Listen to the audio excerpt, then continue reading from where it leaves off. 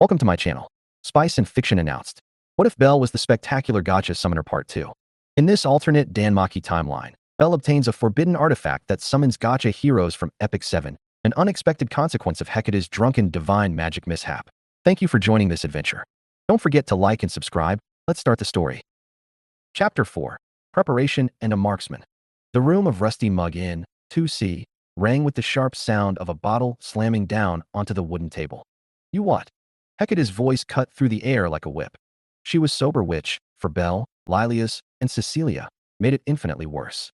Her violet eyes blazed, not with drunken haze, but with clear, sharp fury. You accepted what kind of contract? Belle shrank slightly under the goddess's glare, rubbing the back of his neck. An expedition contract with Loki Familia, he admitted. The goddess of magic pinched the bridge of her nose, muttering a series of colorful curses in a language older than the city itself. Then she looked at him, Lilias, and Cecilia, fire practically flickering behind her eyes. Do you three have any idea what you just signed up for? She hissed. This isn't a stroll down to floor 10. This is an expedition. Past floor 18, where the real dungeon begins to chew people up. Belle flinched at the weight in her tone. Hecate rarely raised her voice like this, not even when drunk. She pointed a finger at the air as if lecturing the very world. Floor 17. Do you know what's waiting there? Her voice dripped with scorn. The Goliath. A floor boss. A monster so dangerous it takes entire veteran parties of level 3s and above to bring down. Not cocky rookies with shiny toys and pretty faces. Belle swallowed. Even Cecilia, ever calm, stiffened slightly. Hecate paced the room, her cloak swishing like a storm cloud. You can't run from a floor boss. You can't just wiggle out with a clever trick. It's a battlefield. A real one. And I didn't give you my blessing so you could throw your corpse at some oversized ape on floor 17. Lilias, sitting straight-backed in her chair, didn't flinch. Instead, she met the goddess's fury with steady, cool steel. I accepted, she said, voice level. Because if Belle is going to grow, it won't happen by coddling him on the upper floors. Power isn't forged in safety. Hecate's jaw tightened. Oh, don't you dare give me that heroic speech. Lilias didn't blink. This isn't heroism. It's necessity. She folded her arms, gaze sharp as a blade. That surge of mana during my summoning? It didn't just stir adventurers. It stirred gods. Belle is on the map now, whether he wants to be or not. Power attracts danger, so he needs to get stronger fast. The weight of her words pressed on Belle's chest. She wasn't wrong. That night, the mana flare had reached half of Oreo. There was no going back to being an unnoticed rookie. Cecilia, who had been silent until now, stepped forward, her calm presence cutting through the tension like moonlight through fog. I will protect him, she said simply, crimson eyes unwavering. No matter how dangerous the expedition becomes. Hecate turned her sharp glare to her. You think your wings and that fancy spear can fix everything, White Knight. The dungeon doesn't care about loyalty. It devours anyone who underestimates it. I don't underestimate it, Cecilia replied softly. That's why I will stand between it and Belle. The goddess growled, pacing again. I hate this. I hate kids. I hate Familia. And I especially hate prideful warriors who think swinging their weapons will solve everything. She spun, robes flaring, pointing a finger at the three of them like a general scolding her soldiers. This is why I said it 1,000 times. Magic is the only true path in this cursed hole of a city. Lilias tilted her head, a faint glimmer of interest in her golden eyes. Then teach him. Hecate froze mid-step, as if someone had just thrown cold water in her face. What? Lilias leaned forward slightly. If magic is the only true path, then teach him. Spellcraft, control, runes, whatever it takes. You want him to survive? Give him the tools to do it. For a moment, the room fell silent. Hecate's gaze flicked from Lilias to Belle, his determined face despite the nerves, and then to Cecilia, whose quiet faith was unshakable. She groaned, dragging a hand down her face. Gods, I hate you all, she muttered. Fine. If we're going to do something this stupid, we're at least going to do it right. Belle blinked in surprise. So, you'll teach me magic? Hecate slumped into her chair with the weight of 1,000 bad decisions. Yes, brat. But don't you dare think it'll be easy. I'm not your babysitter. If I'm training you, you're going to wish you never stepped foot in this Familia. Lilias smirked faintly. Cecilia's lips curved into a soft smile. Belle felt his heart pound, half in fear, half in something else. Resolve. The expedition was coming. But now, he wouldn't just be swinging a blade. He would learn to wield something far greater. And in Hecate's eyes, that meant he might just survive. The morning sun spilled across the Rusty Muggin's backyard, its rays catching the dew on the grass and painting the air in a crisp golden hue. Cranel stood at the center of the makeshift training ground, bone sword in his right hand, obsidian dagger in his left. His breathing was already steady but deep, the way Lilia's had drilled into him. His muscles ached from the week's relentless training, but there was a different weight in the air this time. Today's spar would be harder. Fallen Cecilia and Conqueror Lilias stood opposite him, poised like twin blades honed to perfection. Cecilia held her spear loosely in one hand, her silver hair catching the light like moonlit silk. Her eyes were calm, unreadable, a warrior's gaze. Beside her, Lilias exuded iron authority, posture straight, crimson cloak flowing lightly in the breeze. Her sword rested against her hip, but the tension in her stance made it clear she could strike at any moment. "Ready yourself, Belle," Lilias said, voice like a commander addressing a cadet. "Today you face us both. No excuses." Belle tightened his grip on his weapons, rolling his shoulders. "Yeah, I'm ready." Near the inn's door, Hecate sat cross-legged on a rickety chair, a steaming cup in her hand. For the first time in a long while, she was completely sober. Cecilia's dragon's oath skill saw to that. She looked more irritated than impressed, but her eyes were razor-sharp. She wasn't just watching Belle swing a sword. She was evaluating him. He's still green. But his mana control's improving, she thought. Without mana, he's just a boy with a blade. With it, maybe, just maybe, he won't die down there. The moment Lilias took a step forward, the air shifted. Belle lunged, closing the distance fast. Cecilia spun gracefully, her spear flashing like silver lightning. Belle ducked under the first strike and parried the second with the dagger, sparks flying from the clash. Lilias didn't waste a second. She came in from the left, sword slashing in a perfect arc. Belle twisted, barely deflecting it with the bone sword, the impact reverberating through his arms like a hammer blow. "You're too slow," Lilias barked. Cecilia followed immediately, not giving him time to breathe. Her strikes were elegant, precise, never overcommitting, but always forcing Belle to move. He gritted his teeth, shifting his stance, using his dagger to redirect her spear and stepping back to avoid Lilia's next thrust. He was moving on instinct now, every lesson drilled into his bones, echoing through his body. Hecate sipped her drink, muttering to herself. Sword, dagger. Good. He's starting to read them. But he's burning mana to keep pace. She felt it, the thin shimmer of mana reinforcing Belle's limbs. He's still depending too much on brute reaction, she thought. Already drafting tonight's magical lesson plan in her mind. He needs control, not just force. Without mana, he has nothing. Belle exhaled sharply and shifted his footwork, lowering his stance. He remembered Lilia's lectures. Control your breath. Control your heartbeat. Move with purpose. When Cecilia's spear came down again, he didn't meet it with panic. He redirected it, slipping to the side and using her momentum to counter. His dagger struck out not to hit, but to open a gap. Lilias intercepted the follow-up with ease, blade meeting his bone sword in a ringing clash. But for the first time in days, Belle didn't immediately stumble. He held firm, sliding out of the bind and forcing her to retreat half a step. A flicker of satisfaction crossed her sharp, golden eyes. "Good," Lilias said coldly. "But don't think a single step means victory." She surged forward again.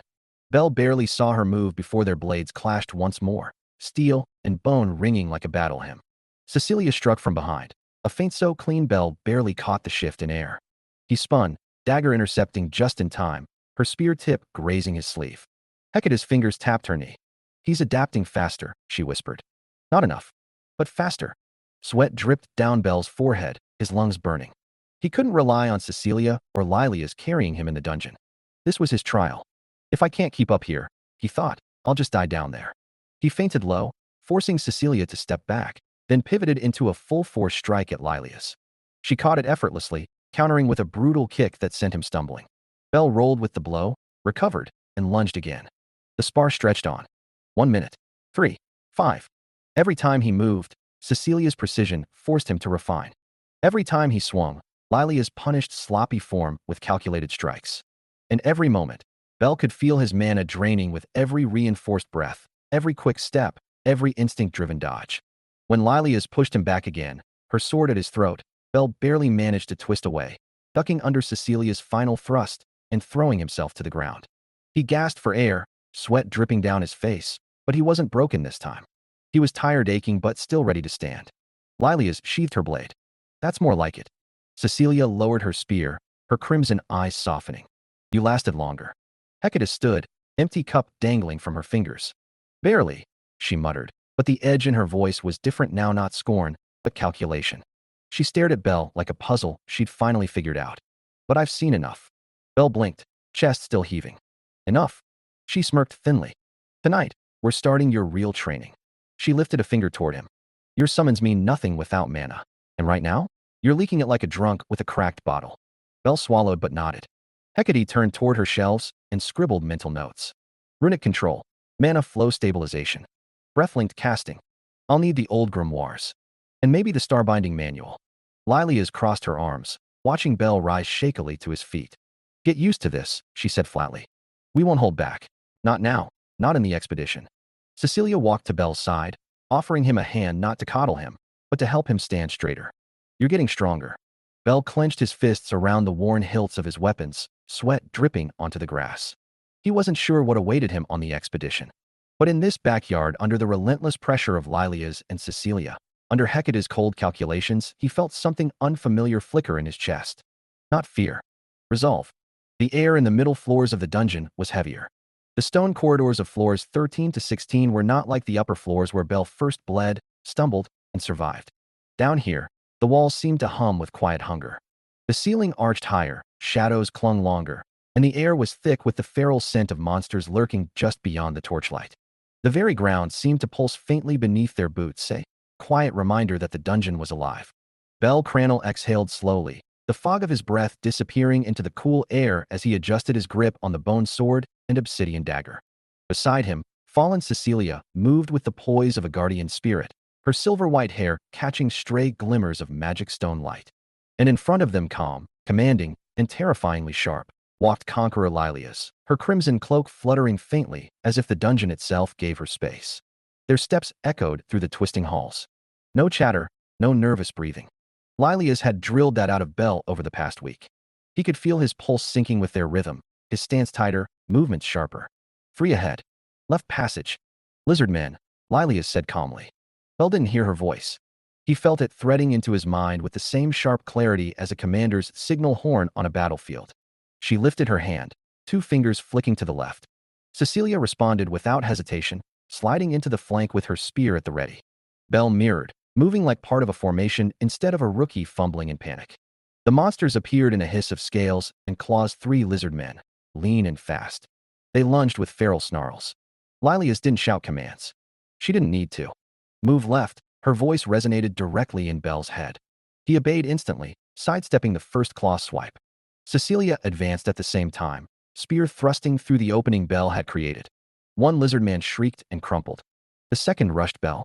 He twisted low, dagger parrying the spear arm, bone sword stabbing up through the chest with practiced, clean precision. The impact vibrated through his arm, but Belle didn't hesitate anymore. He pivoted, pulling free, already anticipating the third. Before it could pounce, a sharp, cold pressure filled the corridor. Imperial command, March of Steel. Lilias's voice rang like the toll of a war bell. The air rippled around them as a crimson gold aura bloomed from her boots, expanding outward in a 10-meter radius. Belle felt it instantly. His heartbeat steadied, his senses sharpened, and the ache in his arms dulled.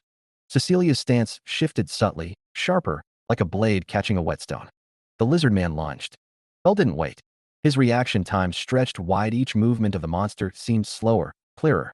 He dashed in, bone sword carving a clean line through its exposed flank.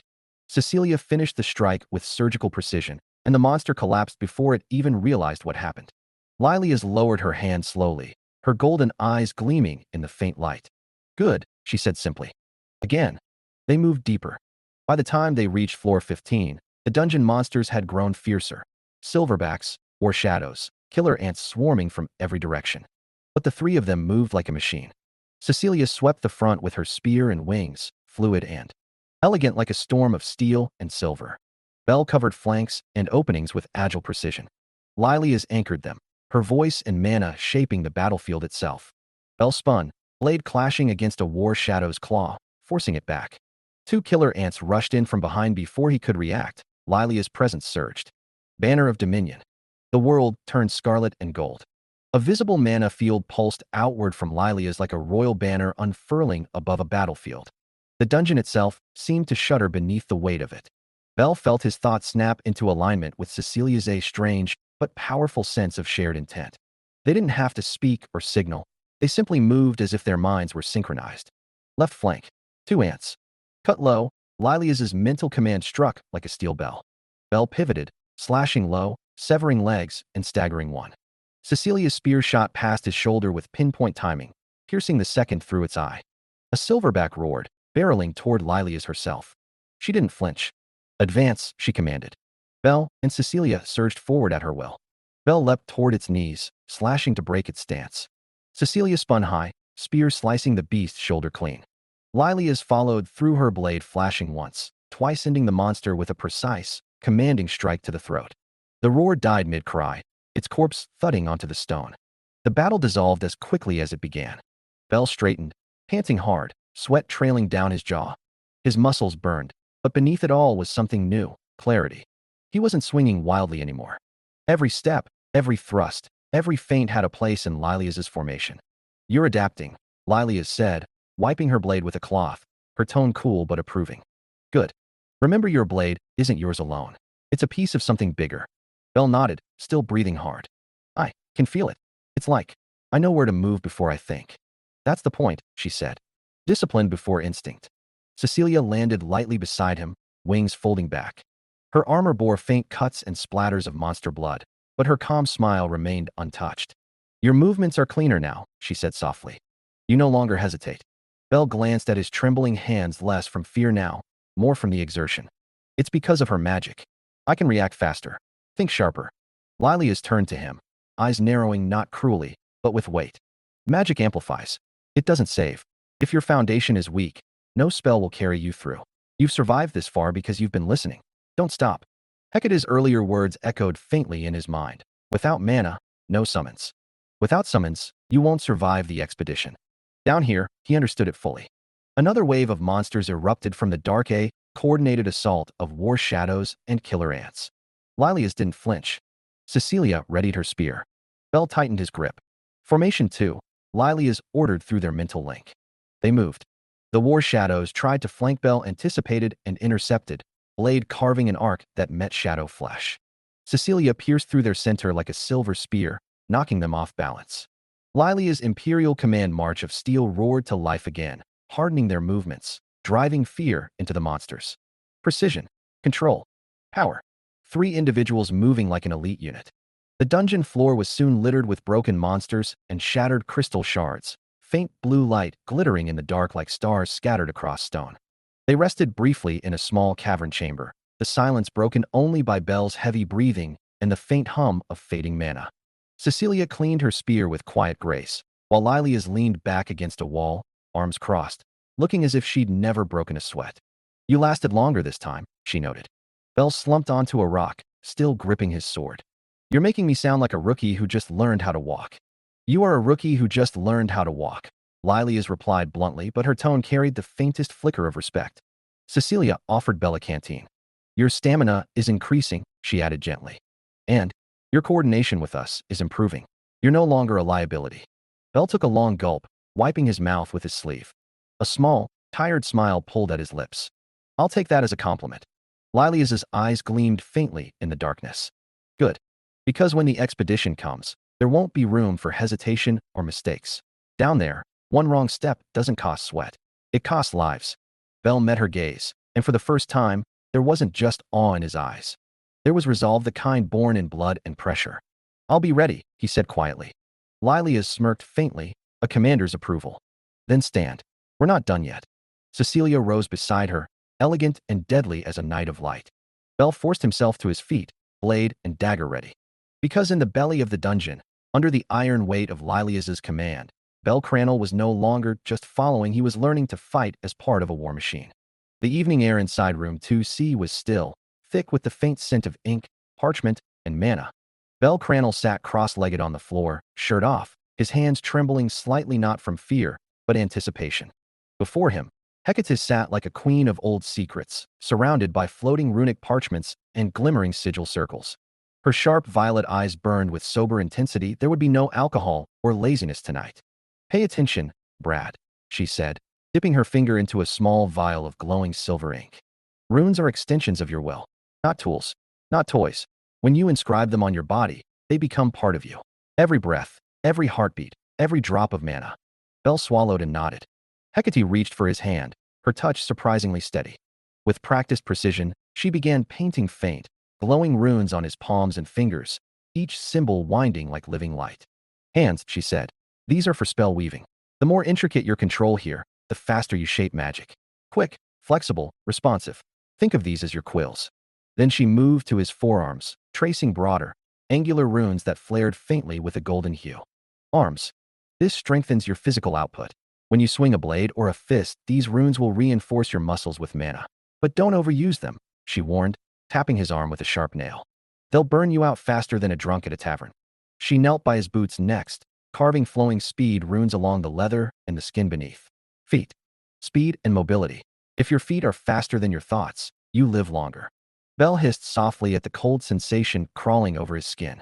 The runes pulsed like they were alive, syncing with his heartbeat.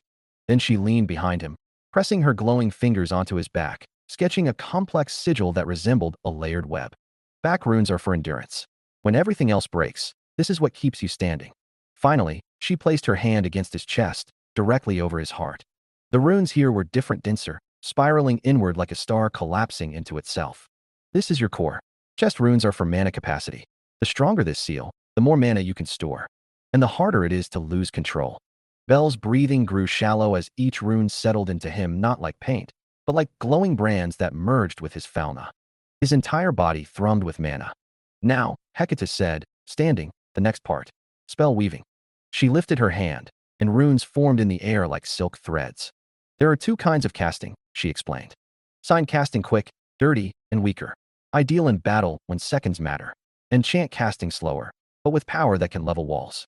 With a snap of her fingers, a small orb of blue flame flickered into existence. No chanting, just a few runic gestures. Sign casting. Efficient. Fast. Then she traced the same sign slower, weaving layers upon layers of runes until the flame doubled, then tripled in intensity, lighting the entire room in azure light. Chant casting. Slow, but devastating. Bell stared, both awed and terrified. And I have to learn both. Hecate smirked. Unless you want to die before floor 17, yes.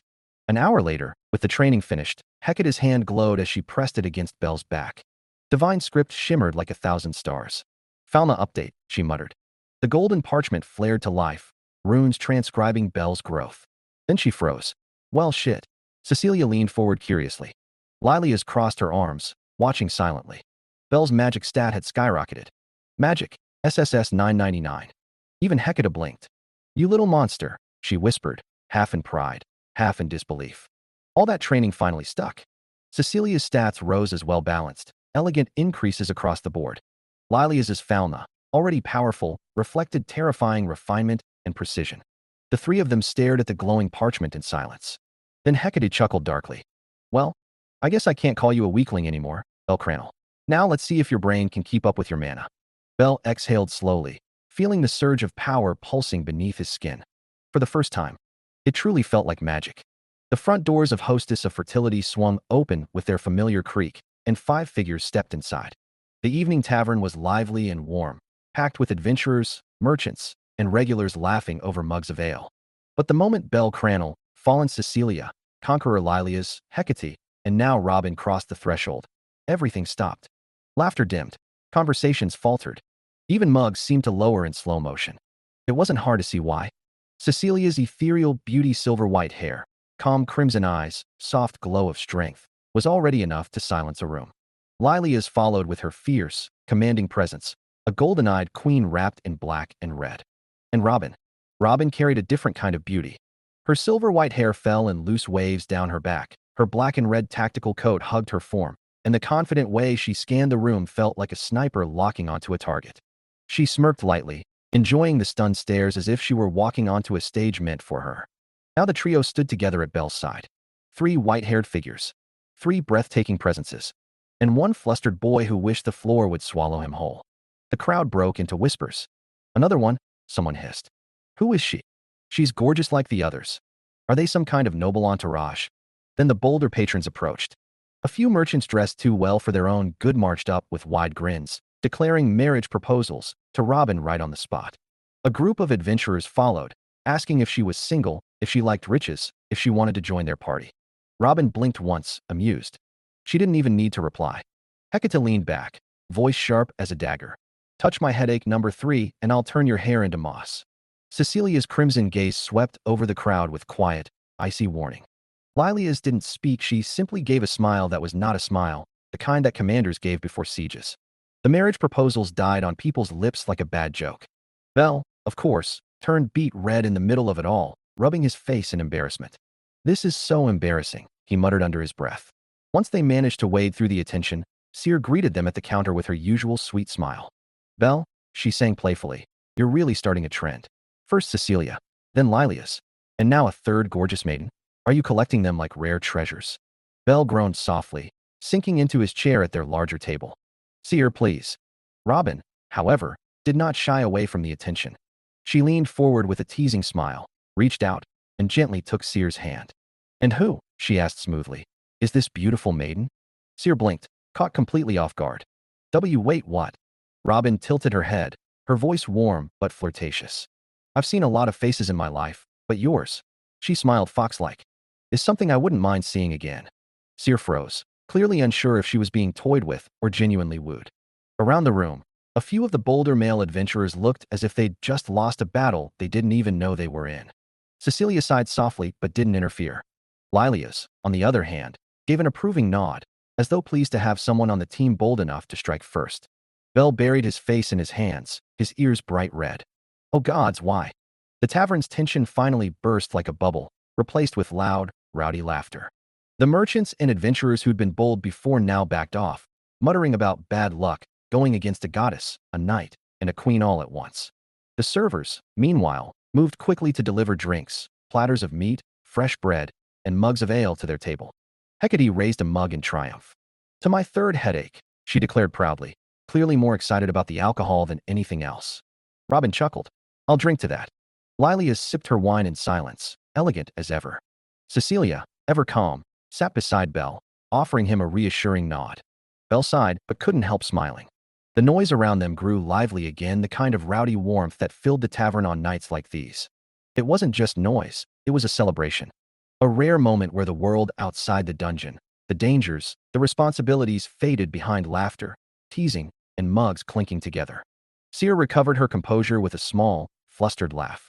Belle Cranel, you have quite the entourage now, she teased again, though her cheeks were faintly pink this time. Belle didn't answer. He just leaned back, tired but content, listening to the sounds of celebration. He had no idea how long this peace would last. But for tonight, it was enough. Hours before the dinner at the Hostess of Fertility. The cellar of the Rusty Muggen was quiet except for the faint sound of chalk scraping against stone. Lantern light flickered across the floor as Hecate knelt over a wide, intricate magic circle etched into the ground. Runes spiraled outward in overlapping rings, every curve measured, every sigil carved with precise intention. A delicate red glow pulsed faintly from the center, like the ember of a sleeping fire.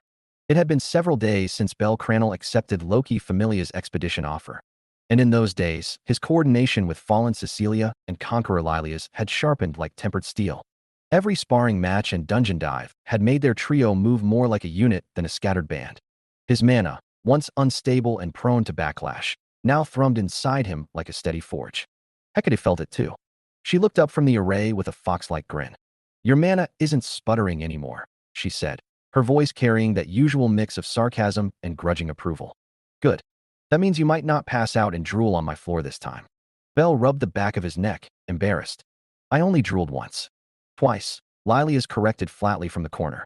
She stood like a commander inspecting her troops, arms folded across her raven-black chest plate, watching the summoning circle as if it were a battlefield map. Cecilia stood near the entrance of the cellar, her silver-white hair catching the lamplight, spear in hand. Calm. Watchful. Guarding her summoner's flank even here. Hecate stretched her fingers, tracing the last rune. Last time, you nearly burned yourself out. This time, she straightened, violet eyes narrowing with sharp amusement. Command the flow. Belle nodded.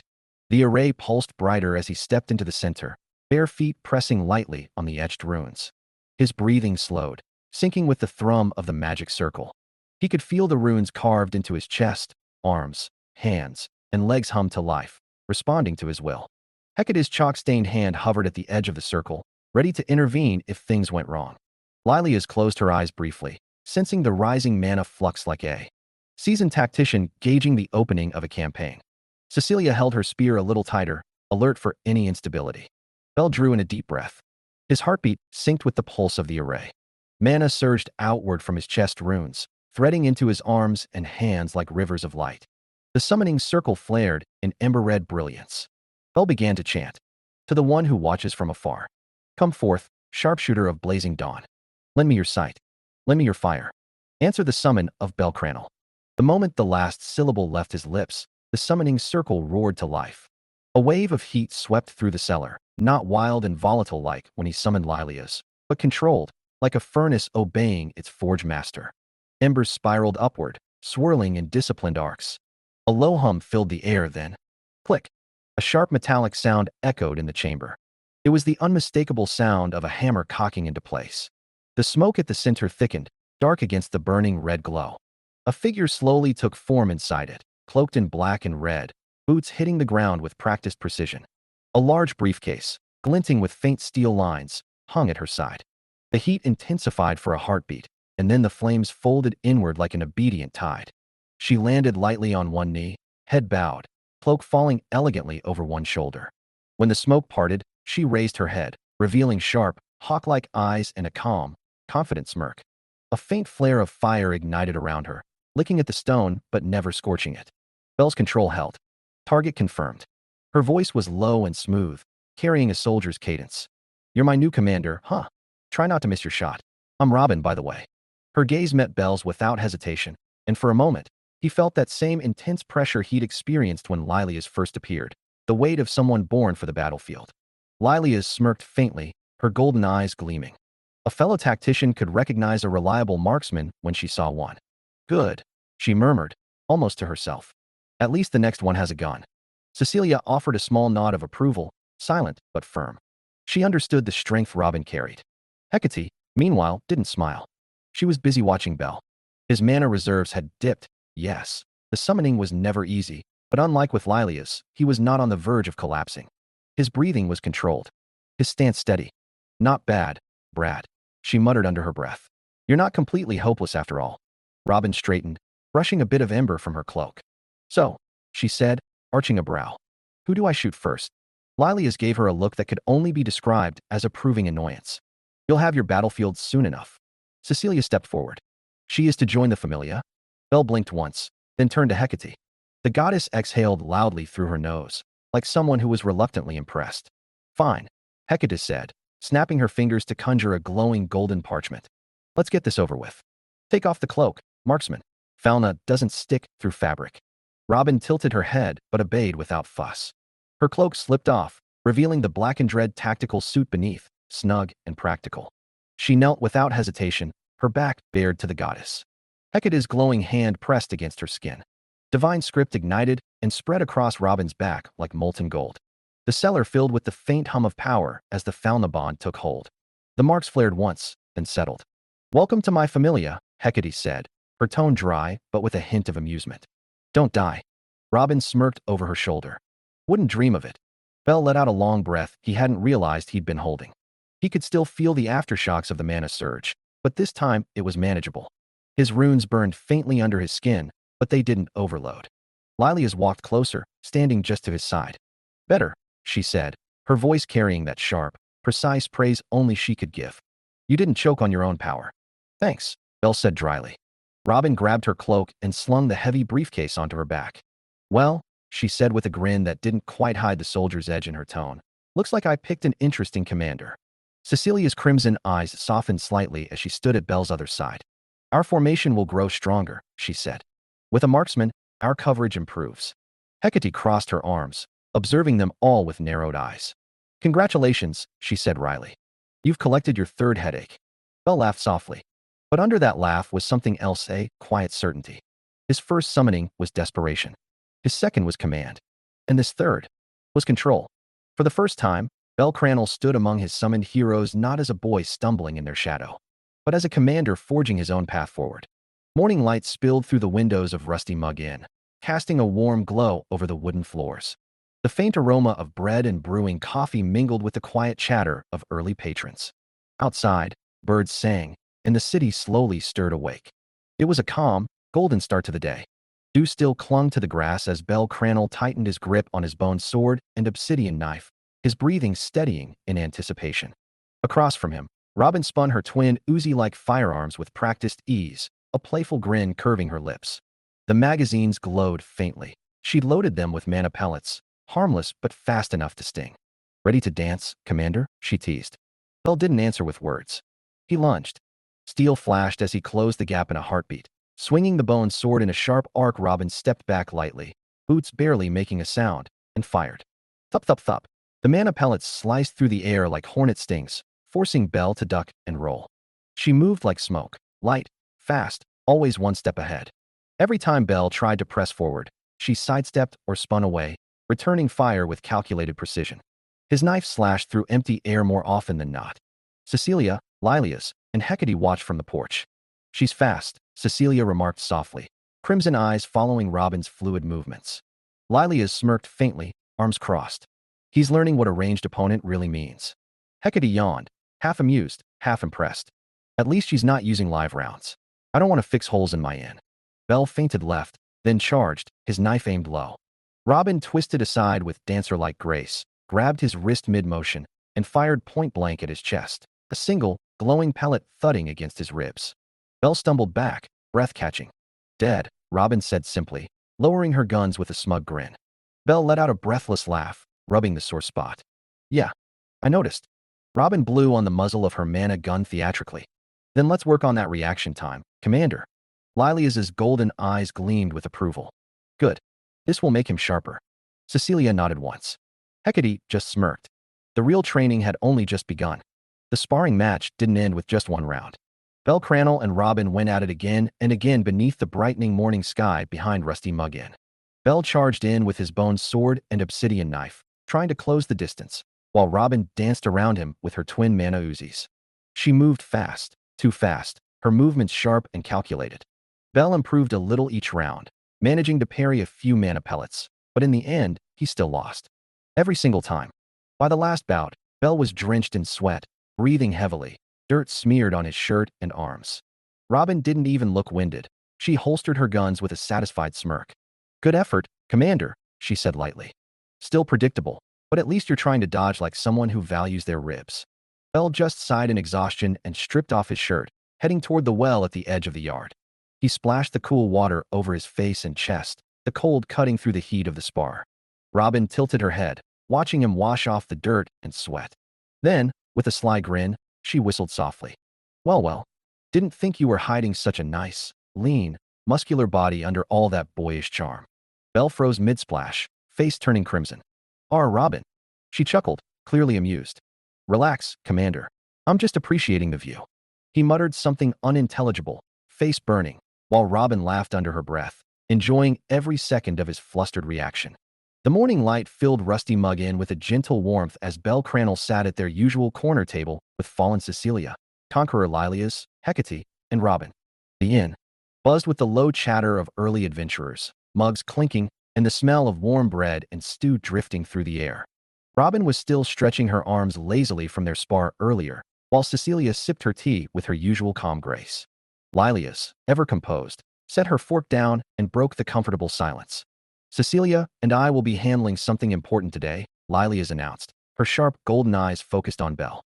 "In the meantime, Bell, you'll take Robin to the guild hall and get her officially registered.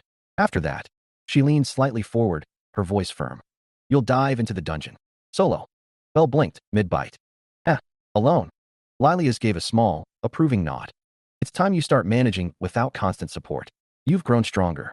Now prove it." Robin smirked, propping her chin on her hand. "Guess I'll be your paperwork buddy, Commander." Across the table, Hecate lazily swirled her cup of black coffee, her sober state thanks to Cecilia's skill still irritating her. "And while you're doing that," she drawled, "I'll prepare some beginner spellbooks and rune review scrolls for you to read tonight. If you're going to survive deeper floors, your mana control better not be trash." Bell sighed but nodded, already feeling the weight of the day's plans stacking up. "All right, I got it." Cecilia's crimson eyes softened with quiet encouragement, and Lilias smirked faintly, both proud and expectant. Breakfast continued with clinking spoons and warm chatter, the calm before another busy day. The streets of Oreo were lively that morning, merchants setting up stalls, adventurers heading toward the dungeon, the scent of bread and spices mixing in the breeze. Bell Cranel walked beside Robin, still feeling the faint ache in his muscles from their spar. "You really didn't hold back," Bell said with a wry smile, rubbing the back of his neck. "I couldn't even get close most of the time." Robin let out a light laugh, resting her hands behind her head. "That's kind of the point, Commander. If I let you close, I'd be a pretty bad marksman, wouldn't I?" Bell chuckled softly, remembering how easily she evaded every slash and strike. "Your movements. Really smooth. It's different from fighting monsters. More precise." "Guns need rhythm," Robin replied, tapping her temple. "It's all about predicting angles, reading how someone moves, and making sure they never get a clean shot back." She gave him a sideways glance, her amber eyes playful. "But you're improving. If you can make me work for a hit, you're already better than most rookies." Bell blushed slightly at the unexpected praise. "Thanks. I'll get better." Robin grinned and nudged his shoulder lightly. "I'll hold you to that, Commander." Crowds in Oreo bustled with energy vendors shouting, adventurers moving in groups, and the faint clang of armor echoing through the streets. Bell Cranel walked alongside Robin, still talking casually about their earlier spar, when suddenly, bump! A small figure in a dark hood collided hard into Bell's chest. He staggered back a step, but instinctively reached out to steady the stranger. Sorry about that," Bell said quickly, offering a polite smile. The hooded Palom didn't respond. Instead, they jerked away sharply, clutching something inside their cloak. For a brief second, Bell caught a glimpse of trembling hands, then the Palom bolted into the crowd without a word. Robin's playful demeanor vanished instantly.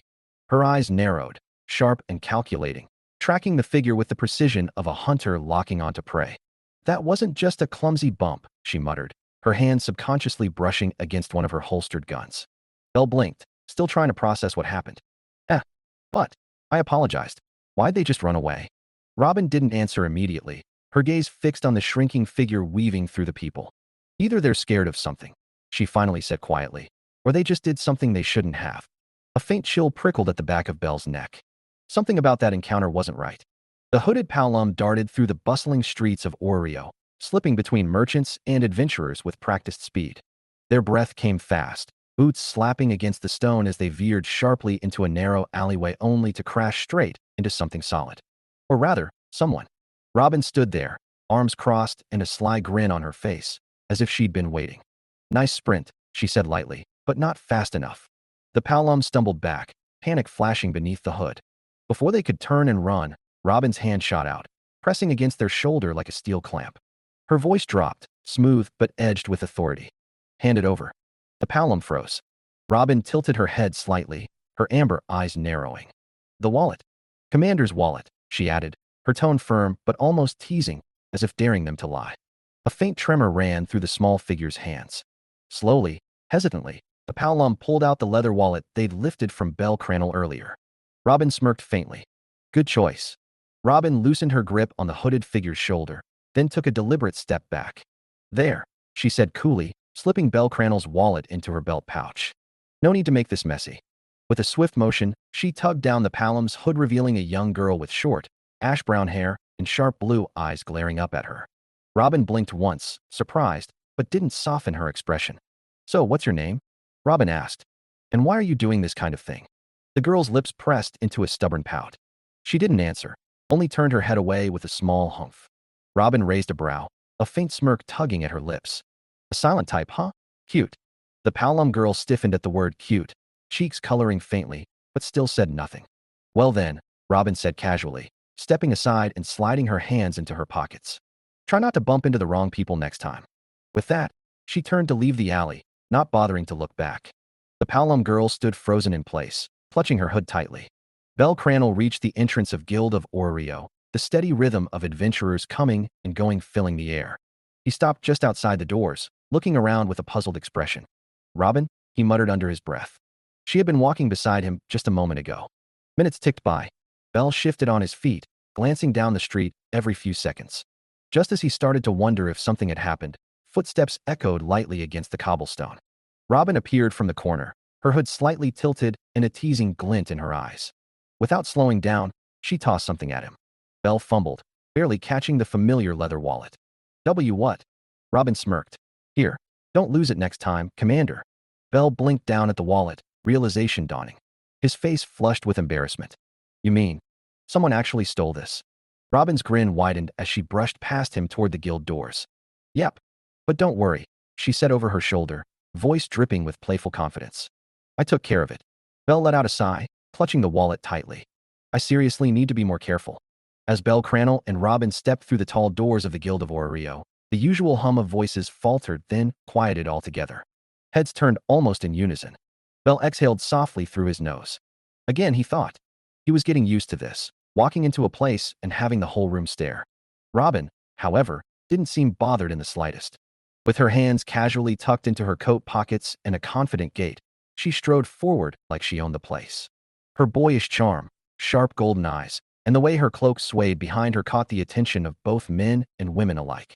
Whispers rippled through the room. Who's that girl? She looks cool. Is she an adventurer? Belle felt a few curious stares on him too, but this time, it didn't make him flustered. He just straightened his posture and followed behind Robin as if this were a routine. Robin smirked faintly when she noticed the effect she had. Huh. Guess this place isn't so boring after all, she muttered, striding up toward the registration counter. Robin leaned casually against the counter of the Guild of Orario, her golden eyes fixed on Ina Toole with a mischievous spark. Well, hello there, Robin said smoothly, tilting her head just slightly. You're a lot prettier up close. Are all guild receptionists this gorgeous? Or am I just lucky today? Ina's cheeks flushed crimson almost instantly. What? She stammered, caught completely off guard by the sudden flirtation. Belle Cranel sighed, rubbing the back of his neck as he stepped forward. Ina, this is Robin, he explained quickly. She's, the new member of Hecate Familia. We're here to register her. Ina blinked, trying to compose herself, though her face was still pink. She cleared her throat softly and glanced at Robin again. She's beautiful, Ina thought, tomboyish, yes, but striking in a way that was hard to ignore. Robin flashed her a lopsided grin, clearly enjoying the reaction. Guess I'll be seeing a lot of you from now on, pretty lady. Please. Fill out the forms first, Ina managed to say, flustered but smiling nervously. Belle Cranel and Robin stepped out of the Guild of Orario into the busy midday streets. The air buzzed with the chatter of merchants and the rhythmic clatter of wagon wheels on stone. Robin stretched her arms lazily above her head. Well, that was fun, she said with a cheeky grin, clearly amused by the reactions she'd gotten inside the guild. Belle shook his head with a tired but fond smile. Fun for you, maybe. I think Ina almost fainted back there, he said, adjusting the strap on his gear bag. Robin laughed lightly, hands slipping into her coat pockets as she fell into step beside him. Belle glanced ahead, determination in his red eyes. Next stop's the blacksmith, he said. I want to get some of my equipment checked, and maybe see if we can find something better before the expedition. Robin tilted her head, curious. Weapon shopping, huh? I like the sound of that. Yeah, Belle nodded. I can't rely on just my bone sword forever. Then let's go see what this city's got, Robin replied with a grin as they headed toward the smithing district. Freya sat gracefully at the center of the elegant restaurant, a place reserved for Orario's wealthiest nobles and most powerful figures. Crystal chandeliers cast soft, golden light across velvet-draped tables, while the quiet hum of strings played in the background. At her side stood Otter unmoving, a silent wall of strength that made even the boldest patrons avert their eyes. The doors opened, and every head turned as Conqueror Lilias and fallen Cecilia entered. Lilias walked like a queen returning from conquest, each step precise, deliberate, and commanding. Cecilia followed, calm and serene, her silver-white hair glinting softly beneath the chandelier's glow. A hush fell over the room. Conversations halted, forks paused midair, and gazes lingered on the two women as if drawn by an invisible force. Their beauty and presence didn't just turn heads, it commanded the air itself. A waiter, flustered but professional, quickly approached and bowed. Tea this way, honored guests. Lilias gave a short nod, while Cecilia simply smiled faintly as they followed. Freya's lips curved upward, her silver eyes gleaming with quiet intrigue as the two figures approached her table, power recognizing power. Freya leaned back with effortless grace, the soft glow of the chandeliers painting her silver eyes like liquid moonlight. I hope the ambience suits you, she said, her voice smooth and warm like fine silk. I find that warm light and good wine make conversation honest. She reached for the crystal decanter, pouring a deep crimson wine into her own glass. She didn't offer it to Conqueror Lilias or fallen Cecilia. A subtle gesture of control, a quiet reminder of whose territory they were standing in. Lilias didn't flinch. She simply leaned back in her chair, her sharp golden eyes meeting Freya's like steel crossing silk. If Freya wanted to play at dominance, she'd find Lilias was no easy mark. Cecilia remained poised beside her, hands folded loosely but her gaze ever watchful, every inch the guardian she was meant to be. Freya swirled the wine slowly, her smile faint and knowing. The silence that lingered between them wasn't uncomfortable, it was a careful dance, each woman measuring the other. This was not a casual dinner. It was the opening move of a very deliberate game. Freya tilted her wine glass slightly, the deep red liquid catching the warm light like blood and fire. Her smile was soft, almost disarming, but her silver eyes gleamed with sharp curiosity beneath the elegant veneer. I hear Loki invited your familia to her upcoming expedition, she said smoothly, as if it were idle dinner talk. It's unusual. She doesn't extend such invitations lightly. Her tone was polite, gracious even, but Lilias heard the weight beneath the silk. Freya wasn't merely making conversation. She was testing them, fishing for answers without revealing her net. Conqueror Lilias didn't look away. She rested an elbow lightly on the table, posture composed, eyes cool and unwavering.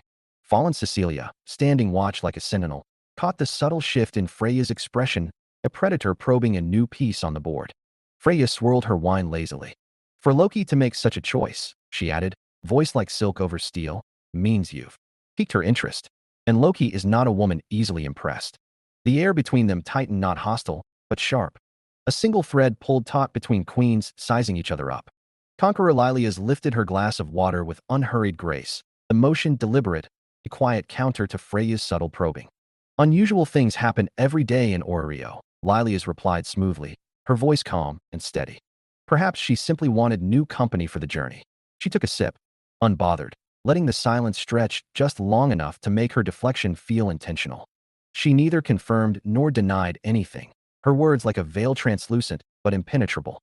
It was a diplomat's blade, soft enough to sound harmless, sharp enough to draw no blood, yet leave no handhold for the other side. Freya's eyes narrowed ever so slightly, not in displeasure, but in recognition of the game. Fallen Cecilia stood silently behind Lilias, hands folded, but her stance spoke of quiet readiness, a living wall between predator and queen. Freya set her wine glass down with a faint, amused hum. How very unremarkable, she said lightly, but her silver gaze lingered. She knew she'd been given nothing, and that in itself told her everything. The air between them rippled with tension veiled in elegance, two forces testing each other without drawing swords. Freya swirled her wine slowly, her smile still soft, too soft. And yet, she began, voice lilting like silk over steel, when I try to see your familia, I see nothing. No light, no flame, just a quiet, blank void. The words weren't loud, but they carried the weight of a goddess who could see souls as clearly as stars in the night sky. Her smile didn't falter, but something sharp lingered behind it. She leaned back, resting one hand against the polished table. Hecate is truly eccentric, she continued, a faint glimmer of amusement in her silver eyes. Golden ink, was it? The casual tone was a mask. Freya had already gathered whisper snippets from merchants, tavern-goers, and curious adventurers about Hecate's strange method of granting fauna. No divine blood, no burning script. Just golden ink and a quill, like writing a secret no one else could read. Conqueror Lilias didn't react, her composure flawless.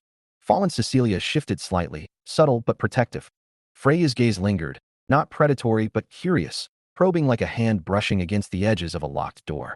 She had found something that didn't fit the usual divine pattern and that made her hungry to know more.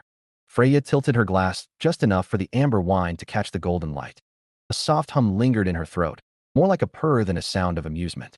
I see, she murmured, her voice as smooth as silk drawn over steel. A hidden flame then. How intriguing.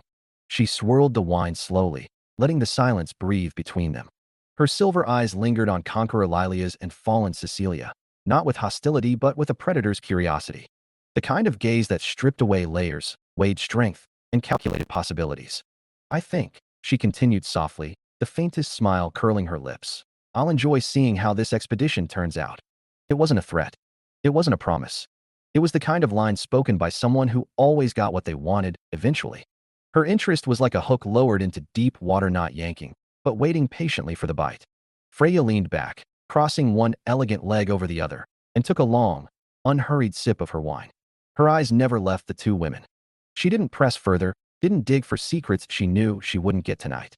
Instead, she ended the meeting the way a goddess ends a hunt without blood, only the quiet promise that she would be watching. Always watching. Around them, the elegant restaurant's quiet hum returned. But beneath that surface, an unspoken understanding now lingered. Freya had taken interest in Hecate's flame. An interest, from a goddess like her, was never simple. Hephaestus sat at the far end of the bustling bar, elbow resting casually on the polished counter, a half-finished glass of amber liquor in her hand. The place was loud, merchants haggling over prices, adventurers boasting about their dungeon halls, the clatter of mugs and boots filling the air. Deals were being made in every corner, the kind of noise that Oreo thrived on. When Hecate stepped through the door, the familiar tang of magic seemed to follow her like a faint breeze. But this time, there was no stumbling, no slurred spell muttering. She was sober. Hephaestus raised an eyebrow, the corner of her mouth twitching in surprise. "Well, that's new," she remarked as Hecate approached. "You actually showed up on time.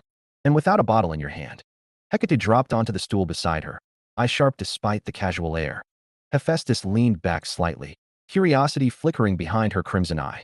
"So," Hephaestus asked, swirling her drink lazily, "what's this sudden meeting about? You never call for a chat unless it's trouble. Or something interesting." The noise of the bar carried on around them, but between the two goddesses, the air tightened, the calm before the start of something bigger. Hecate sat down beside Hephaestus with a weight that wasn't born of fatigue, but purpose. Her usual half-lidded, half-drunken stare was nowhere to be found. Her eyes were sharp, cold, like starlight on obsidian. She leaned forward on the counter, ignoring the noise of the rowdy bar around them. "Remember," she began, voice low and even, "when I helped you make Zeus's favorite toy?" Hephaestus stilled, the liquor in her glass no longer swirling. She turned to Hecate, her single crimson eye narrowing just a fraction. She knew exactly what Hecate was talking about, a favor long buried under years of divine politics and silence. Hecate didn't smile, didn't bluff. Her expression was blunt and almost bored, as if saying, "I don't want to be here, but you owe me."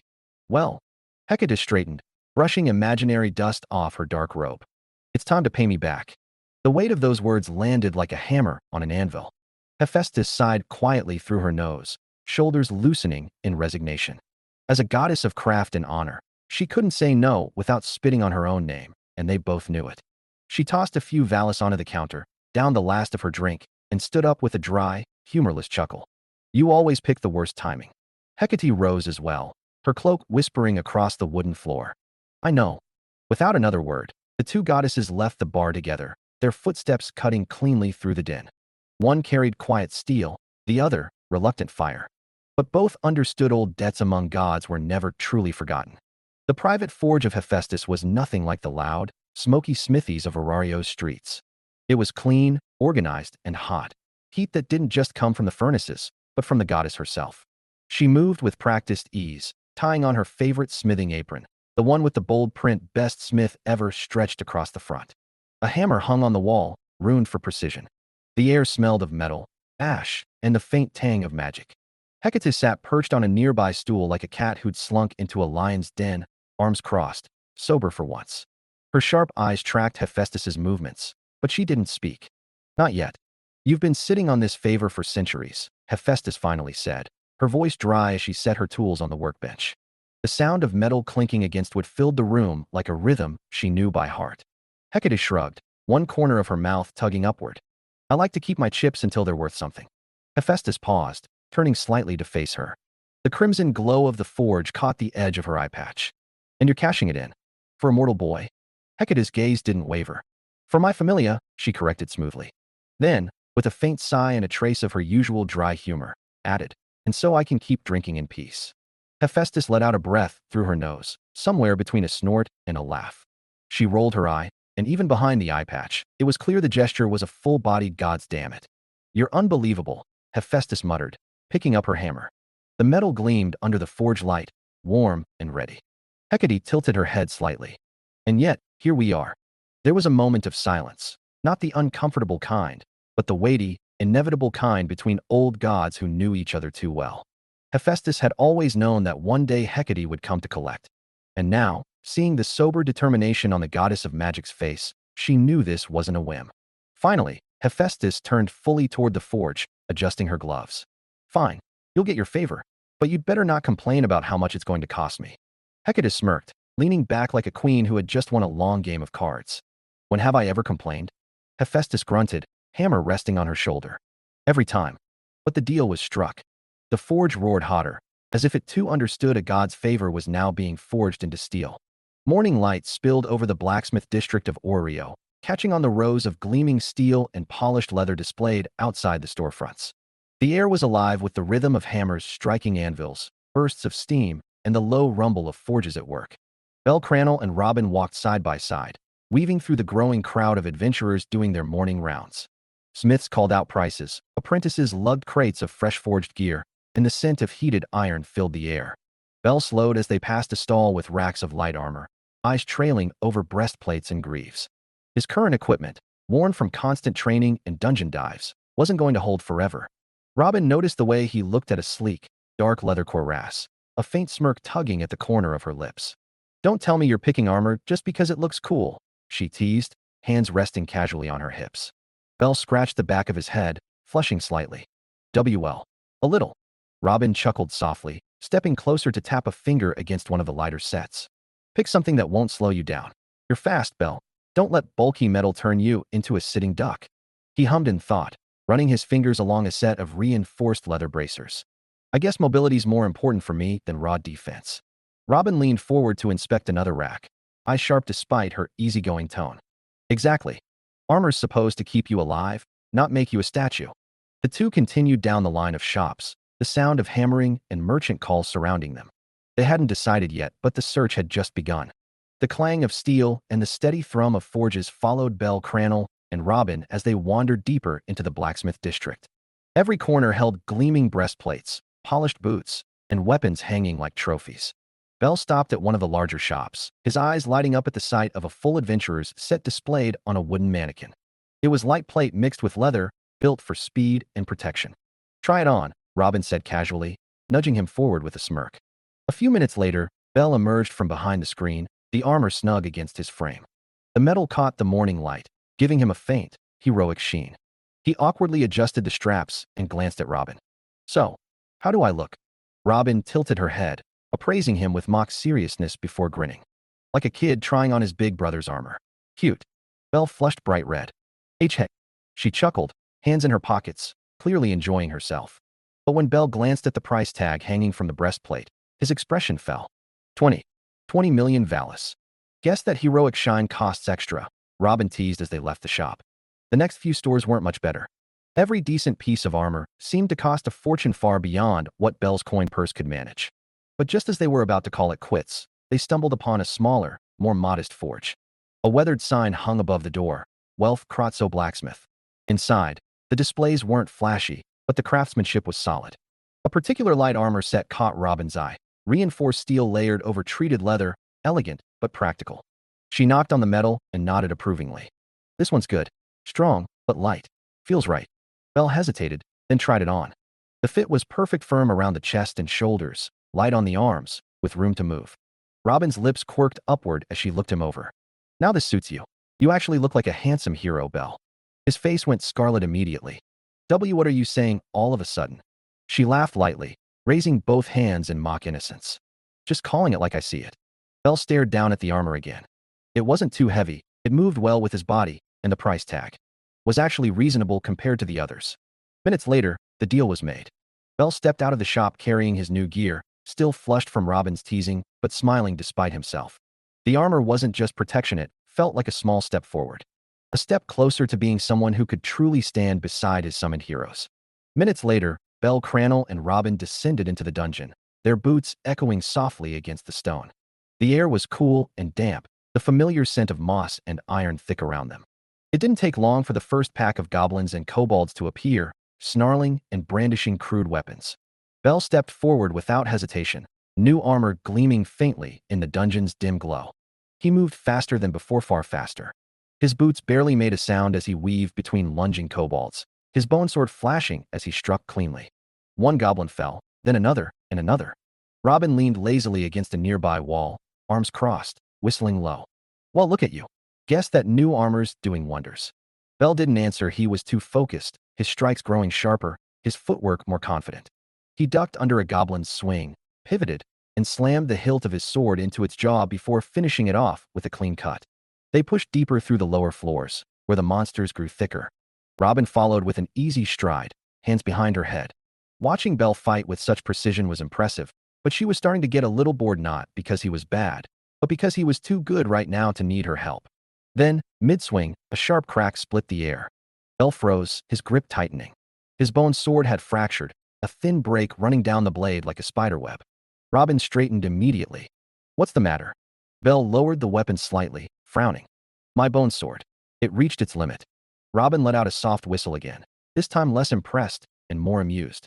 "Well, guess that's our cue to head back. No point fighting with a toothpick." Bell sighed, sheathing the broken blade carefully. Their training run had ended earlier than expected, but at least now, he knew it was time to prepare for something stronger. By the time Bell, Cranel, and Robin stepped out of Aurario's dungeon, the sun was already low in the sky. Warm orange lights stretched across the streets, casting long shadows on the cobblestones. The city was alive with the usual evening bustle. Merchants packing up stalls, adventurers heading for taverns, the smell of roasted food filling the air.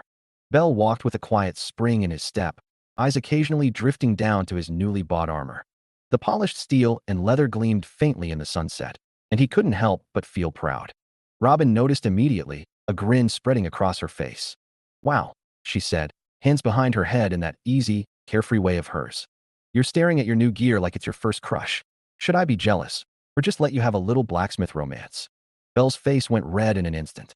"I'm not staring like that," he stammered, trying to look away, but his eyes flicked back anyway, which only made Robin laugh. Sure, she teased lightly. "Just don't name it or anything."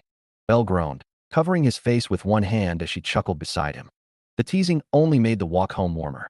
The sky over Oreo was painted in warm gold and crimson as Bell, Cranel, and Robin made their way back toward the Rusty Mug Inn. The evening crowd was lively, adventurers swapping stories from their dives, merchants calling their last deals of the day. Robin walked with her hands casually tucked behind her head, glancing sidelong at Bell with a mischievous grin. "Careful, rookie," she said lightly, her voice a smooth tease. "Keep staring at me like that, and people will think you've fallen for me." Bell practically stumbled over his own feet, his face going bright red. What? I wasn't."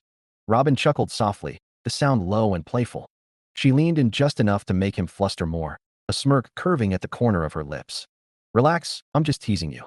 Or, am I?" Robin," Bell sputtered, looking away so fast it made her laugh harder. By the time they reached the entrance of the Rusty Mug Inn, Bell's ears were burning. But the teasing came to an end when they stepped inside and spotted Conqueror Lilias and Fallen Cecilia seated at their usual corner table. Lilias's sharp, commanding presence and Cecilia's serene calm drew the eyes of everyone in the tavern, as always. They were clearly waiting. Robin stretched her arms lazily and flashed Bell a quick grin. "Looks like the generals are waiting for their little soldier." Bell sighed, still flushed. "Please, don't call them that." The four of them sat around the corner table of the Rusty Mug Inn, the air warm with the sound of laughter and clinking mugs around them. But at their table, the mood was different, heavy, focused. Bell, Cranel sat across from Conqueror Lilias and Fallen Cecilia, his throat dry. Lilias's sharp, golden gaze carried the weight of a commander about to issue an order, and Cecilia's calm, steady presence made it clear this wasn't just casual talk. Beside him, Robin leaned back comfortably, smirking slightly like she was already enjoying the show.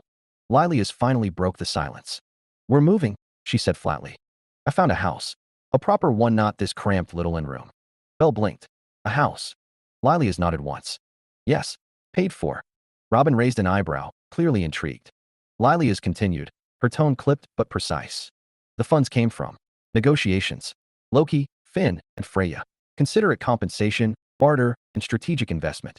What Lilias didn't say was that Freya's contribution came from information she alone had chosen to share, and that Loki and Finn had been persuaded through Hecate's rune work on some of their equipment, plus a good amount of Valis thrown in for Lilias's preparations. Only Cecilia knew the full picture. Robin leaned forward, tapping the table with a grin. Well, a proper house, huh? So who's bunking where?" "I'm calling dibs on a room with a good window view." Bell's ears turned pink as Lilias gave Robin an unimpressed stare. "Room assignments later. We're leaving tonight." "Tonight?" Bell blurted. "Why so sudden?" Lilias's expression didn't change. It was supposed to be this afternoon, but someone took their time. Her golden eyes flicked briefly to Bell and Robin, who both stiffened. Robin chuckled nervously. "Oops." Bell rubbed the back of his neck. Sorry." Robin tilted her head and asked lightly, "What about the goddess? You know, without her approval." Lilias didn't even hesitate. "She'll live," Cecilia added calmly, "or she won't notice." Robin laughed quietly at that, but Bell sighed, already imagining the chaos when Hecate found out. The house is near the shopping and smithing district. Lilia's continued, leaning back slightly. Convenient for supplies and equipment. It's farther from the guild, but that's a trade-off I'll take. We need space. A proper base. Belle finally nodded, realizing she was right. Their small room had barely enough space for 3 people. 4 was already pushing it. With another hero summoned, it would have become unbearable. Pack everything. Lilia's ordered, her tone final. We leave now. The 4 of them rose from the table, the tavern's rowdy noise washing over them again. It was night outside, cool air, lanterns lining the streets, and a soft hum of city life. Belle glanced once at the inn, feeling a flicker of nostalgia. But the path forward was already clear. They walked into the night together, toward their new home. The forge roared like a living thing. Flames licked the air with blistering heat, and the walls seemed to pulse with the rhythm of the hammer striking steel. Hephaestus stood before the blazing heart of her private forge, hair damp with sweat, apron streaked with soot, hammer swinging in a measured cadence only a master could maintain. This was no ordinary project, no common blade for a mere adventurer. When Hecate called in this favor, Hephaestus knew it would demand nothing less than her full divine craft. The forging of the legendary weapons of Olympus was a standard few dared to invoke, and Hecate, infuriatingly, had done just that. This is going to cost me more than I'd like, Hephaestus muttered under her breath, wiping the sweat from her brow with the back of her glove before hammering again. Sparks cascaded around her like stars. Hecate stood a few paces away, cloaked in quiet purpose, hands weaving delicate gestures in the air. As Hephaestus forged the weapon's body, Hecate shaped its soul. Her fingers traced sigils in golden light, bending ambient mana like a sculptor shaping clay. The runes responded to her will, ancient, fluid, alive. The sword slowly took form on the anvil, a coiled blade, its edge folded and reforged 100 times, absorbing divine heat without cracking. Its surface appeared worn, crimson like smudged embers, streaked with black as if kissed by coal and time itself. It wasn't ostentatious. It didn't glitter. It breathed power quietly, like a sleeping beast. Adaptive rune cores ready, Hecate said, her voice calm and steady. Her palm hovered over the blade, and a thread of mana thin, precise, molten gold sank into the metal. The blade shuddered as if taking its first breath. Hephaestus grunted. Good. Then stand back. She raised the hammer higher, muscles straining. The forge flared brighter as she stoked it with fresh wood and divine fire. The room filled with a roar like a furnace god. Exhaling, she brought the hammer down again and again, each strike reverberating like thunder. Sparks showered the floor. The blade, now glowing white-hot, began to hum with an otherworldly resonance. The adaptive core Hecate had crafted was no simple rune. It would grow with its wielder, shaping itself with his strength and mana. This was not a weapon meant to be used. It was meant to walk alongside its master. A living legacy forged in fire and witchcraft. Hours passed in this divine rhythm, Hephaestus hammering, Hecate weaving, flame and mana intertwining like 2 old rivals forced to create something greater than either alone. At last, the goddess of the forge plunged the blade into an enchanted quenching vat. Steam hissed violently, curling around them like the breath of a dragon. Hephaestus pulled the weapon free. It was still warm, faintly glowing beneath its worn, coal-dark exterior. To the untrained eye, it looked like an old, rugged sword, unremarkable. But to the gods, its weight sang a different story. Hecate approached, her golden sigils unraveling one last time. She whispered something ancient, a language only gods and monsters remembered, and the runes flared briefly beneath the surface of the blade, then vanished completely. The adaptive core was now sealed. Hephaestus leaned against the anvil, shoulders rising and falling heavily. This, she said between breaths, is the last favor you're cashing in, witch. Hecate smirked faintly, reaching for the weapon. She wrapped it carefully in thick black cloth, hiding its presence from curious eyes. Her touch was reverent, but confident she knew exactly what had just been forged. Obviously, Hecate replied, tucking the blade beneath her arm. I only cash in when it matters. The 2 goddesses stood in silence for a moment. Not as rivals, not as drinking companions, but as 2 ancient powers who had just etched another chapter into Arario's history. The air still thrummed faintly from the forge's divine labor. Hephaestus blew out a long breath, a wry smile tugging at her lips despite herself. You're going to shake things again, aren't you? Hecate turned for the door, cloak brushing across the forge floor like a shadow. I don't shake things, she said lazily, though her tone betrayed the steel beneath. I set them on fire. The forge door closed behind her, leaving Hephaestus alone with the fading heat. She exhaled slowly, shaking her head. That boy has no idea what he's getting, she murmured. Outside, Hecate walked into the cool night, the weight of the wrapped blade resting against her hip. It was more than steel now. It was promise. It was war waiting to be named. And it belonged to Bel Cranel. The night in Oreo was quiet, save for the distant chatter of taverns and the soft creak of merchant wagons closing for the day. But in the high shadows of the rooftops, figures stirred hooded silhouettes moving like smoke against the lantern-lit sky. Dozens of them. Their steps were disciplined, but too fluid to be common thugs. Their armor was mismatched, their cloaks concealing their faces, yet their formation was precise. A small army of adventurers, or something close enough to pass as one, had been waiting. Their sharp eyes followed Conqueror Lilias, fallen Cecilia, Bel Cranel, and Robin the moment they stepped out of the rusty mug inn. Silent signals flashed between them from rooftop to alley, the air thick with intent. When the group turned into a narrow, dimly lit side street, the shadows moved. Figures dropped from above. Others emerged from both ends of the alley like wolves closing in on prey. The ambush had begun. Like and subscribe for more DanMachi fanfiction. Chapter 5. The Ambush and the Soul Weaver. The moment Bel Cranel, fallen Cecilia, Conqueror Lilias, and Robin turned into the narrow alley, the night changed. It was no longer just the distant sound of taverns or the calm rhythm of the city. It was sharp and tense, like the moment before a storm breaks. Shadows moved. Boots struck rooftops. Cloaks unfurled. A small army of hooded figures dropped from the roofs like hunting hounds, while more emerged from both ends of the alley, closing off any escape. Their movements were swift, precise, not ordinary thugs.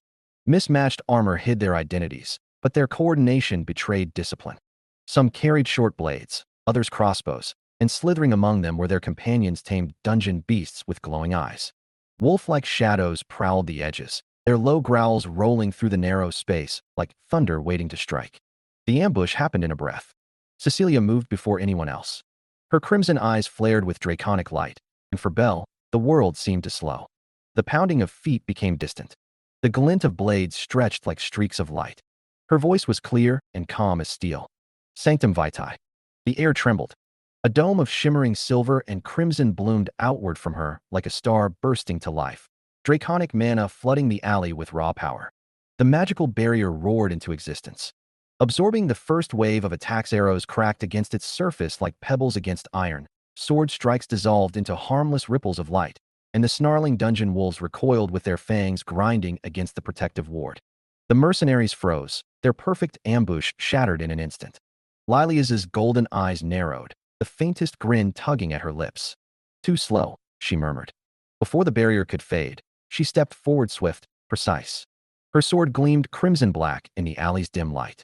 Two mercenaries dropped before they could even scream, Lilias cutting through their formation like a commander striking a weak flank. At the same time, Robin vaulted up a crate, her twin Maniforged submachine guns flashing like streaks of fire. Controlled bursts of glowing bullets slammed into the enemy's ranged fighters, forcing them into disarray. The hunters had become the hunted. Bel stood still for a moment, stunned not at the enemies, but at Cecilia. Even though the barrier blocked every single blow, his heart thundered in his chest. He felt the weight of the attack, the sheer force behind it. That could have killed us, he realized. For a heartbeat, fear rooted him. Then the barrier shattered like glass. The mercenaries roared, unleashing their second wave. From the darkness, shadow wolves lunged at Bel, fangs flashing like knives. He twisted just in time, raising his bone sword to meet their strike. Steel and fawn clashed in a shower of sparks. His blade held, but the hairline crack across its length deepened. Bel gritted his teeth, driving his obsidian dagger into another wolf's flank, forcing it back. Bel. Robin's voice cut through the chaos. She'd already noticed he'd been separated, the pack of wolves circling him like sharks. Bel tightened his grip on his sword, forcing his breathing to steady. "Don't worry about me," he shouted back. "I can handle this." His stance shifted, less panic, more control. Meanwhile, Lilias tore through the enemy front line like a war general. Her movements weren't just powerful, they were precise, cutting where it would break formations.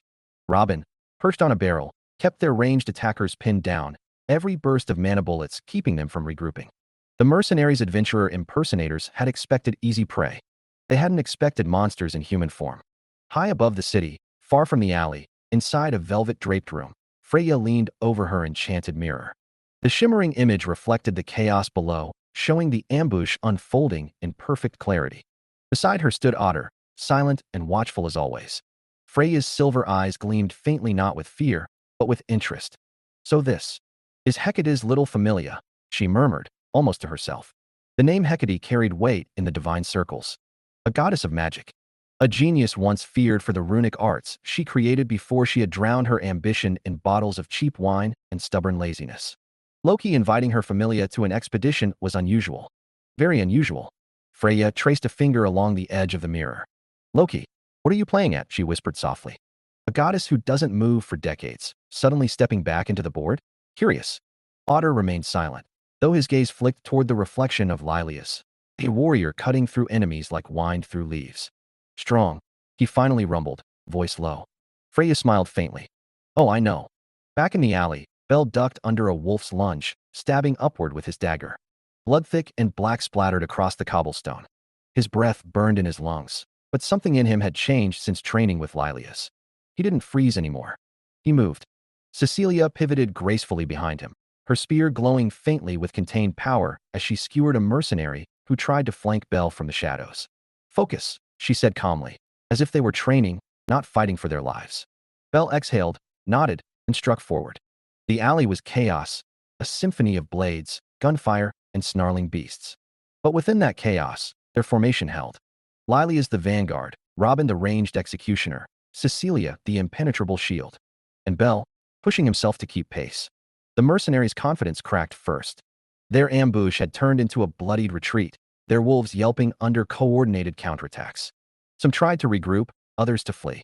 But Lilias didn't allow enemies to dictate the battlefield. Not on her watch. Push through, she commanded sharply, and like a blade through silk, the four of them carved their way out of the alley. Behind them, the mercenaries staggered, broken.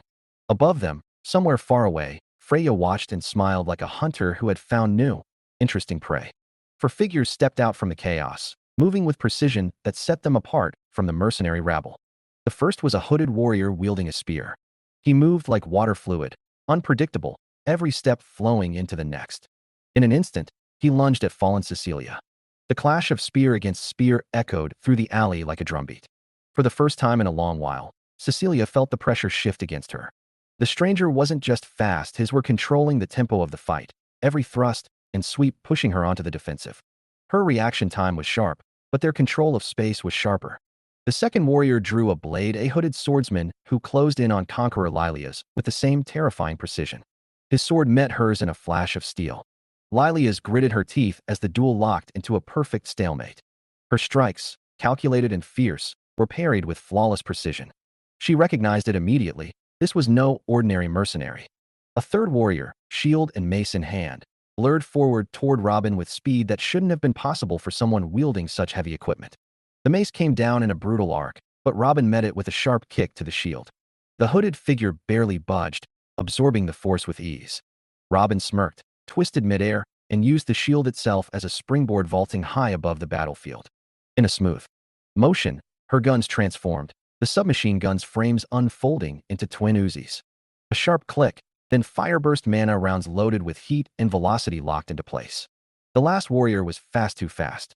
Twin daggers glinted as they closed in on Bell Cranel. Their assault was relentless, a rain of cuts and feints that forced Bell to parry and dodge without a breath to spare. His cracked bone sword groaned with each block, spiderwebbing further until... Snap! The blade finally shattered. Bell staggered back, clutching only the hilt as the hooded dagger wielder pressed in, silent and merciless. The four warriors moved like a unit, a far cry from the earlier mob cold, efficient, and terrifyingly skilled. The sharp crack of Bell's bones sword-breaking cut through the clash of steel like thunder through silence. Fallen Cecilia's head snapped toward Bell instantly, crimson eyes widening. Conqueror Lilias faltered for the briefest second against her opponent, a flicker of worry tightening her jaw. Up in the air, Robin cursed sharply under her breath as her sights swung toward him. They all saw it, the hooded dagger wielder lunging forward with lethal intent. High above the city, Freya watched through her enchanted mirror, silver eyes narrowing.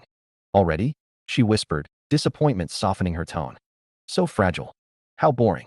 The daggers were a breath away from Bell's chest when the runes etched across his arms, legs, chest, and back suddenly ignited. Violent crimson light burst outward, roaring like a dragon's breath. A mana shield flared to life around Bell, intercepting the strike with a sound like thunder cracking stone. Then boom. The shield erupted outward, a shockwave of raw mana that blasted the hooded assassins and nearby mercenaries off their feet. Crates splintered. Dust and cobblestones lifted into the air.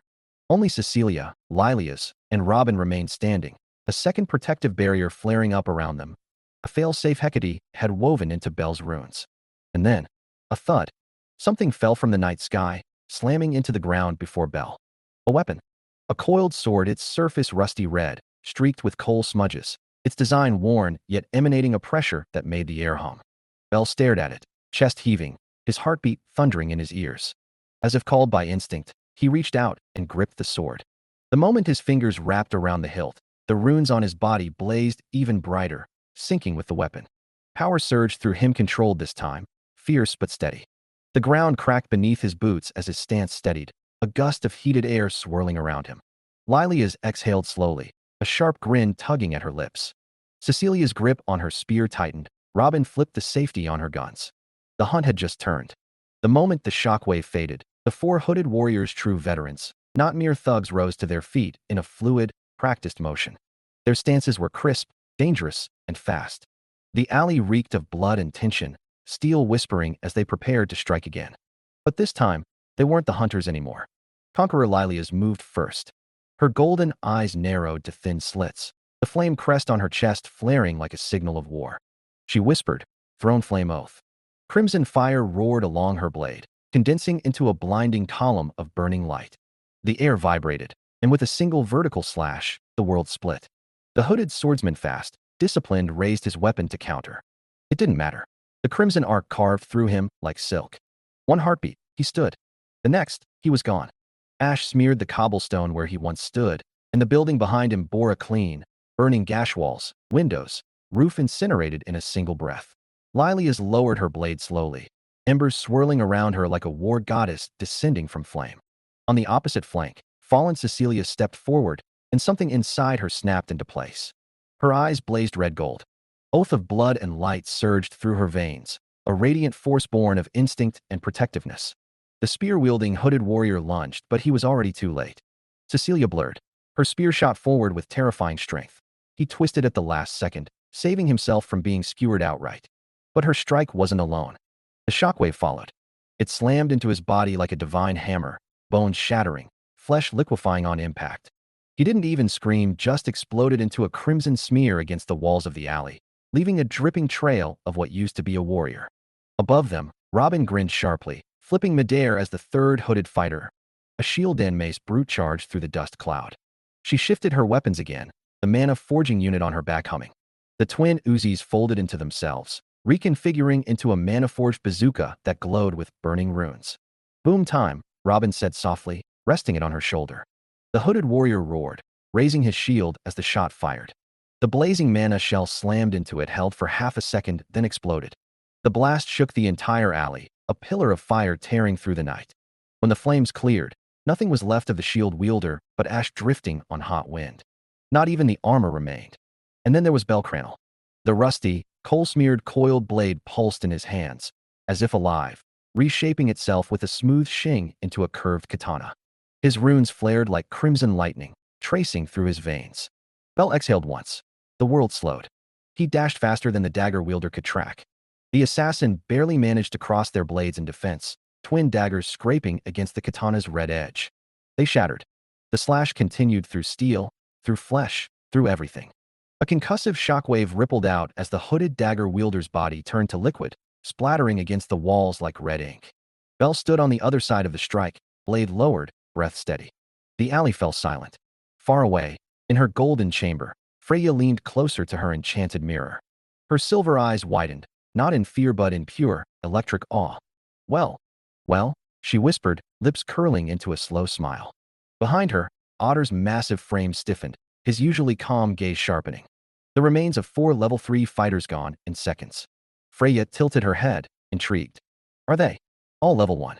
"Yes," Otter rumbled, his deep voice breaking the silence. "But their strength isn't natural." Freya smiled, eyes gleaming like a predator. "How fascinating." Otter stepped forward, shadows draping over him like armor. "I'll investigate them." Freya didn't stop him. She only stared deeper into the mirror, watching Belle and his summons stand amidst the ashes of their enemies. This wasn't luck. It was power. Power worth watching. The alley was a ruin. The 4 hooded mercenaries strong, dangerous, and unknown to Belle and the others as level 3s lay scattered as smoke, dust, and stains unto the night. The air was thick with stone dust and the acrid sting of burnt wood. A corner of the street still burned, casting everything in a harsh orange glow. A couple of blocks away, people screamed and shouted, the city finally waking to the chaos that had just unfolded. Lilia's voice cut through the smoke like a blade. Move. We can't stay here. The guild will throw the book at us if they find out we flattened a block. Cecilia straightened, tail shifting slightly as she nodded. Understood. Robin slung her smoking weapon over her shoulder, a half-grin tugging at her lips. Add property damage to the tab, Commander? Bell stood at the center of the cracked street, chest rising and falling. His hands trembled faintly as he gripped his new sword, now returned to its coiled longsword form, still warm from the fight. The weight of Robin's words hit him. Property damage. A whole block. He swallowed hard, feeling the first chill of what they'd just done. Just tell me which way, he said hoarsely. And then they moved. Boots pounded against the cobblestones as Belle, Cecilia, Lilia's, and Robin sprinted into the night, leaving the smoking wreck of the street behind them. The air still carried the tang of fire and shattered stone, but none of them looked back. Lilia's led the way with sharp, precise movements, cloak snapping behind her like a banner. Cecilia followed close, her senses wide and alert. Robin brought up the rear, a lopsided grin flickering despite the heat in her lungs. Bell ran at the center, still gripping his coiled sword, the adrenaline still thrumming in his veins. Behind them, the distant sound of whistles and armored boots echoed as Aurario's guards closed in on the scene. Faster, Lilia's barked. They slipped into the maze of narrow side streets, vanishing into the city's night before the guards could ever catch sight of them. The guild's central office was buzzing with noise that evening. Reports of a late-night battle had spread fast, an entire block in the residential district damaged, walls scorched, and craters left in the street.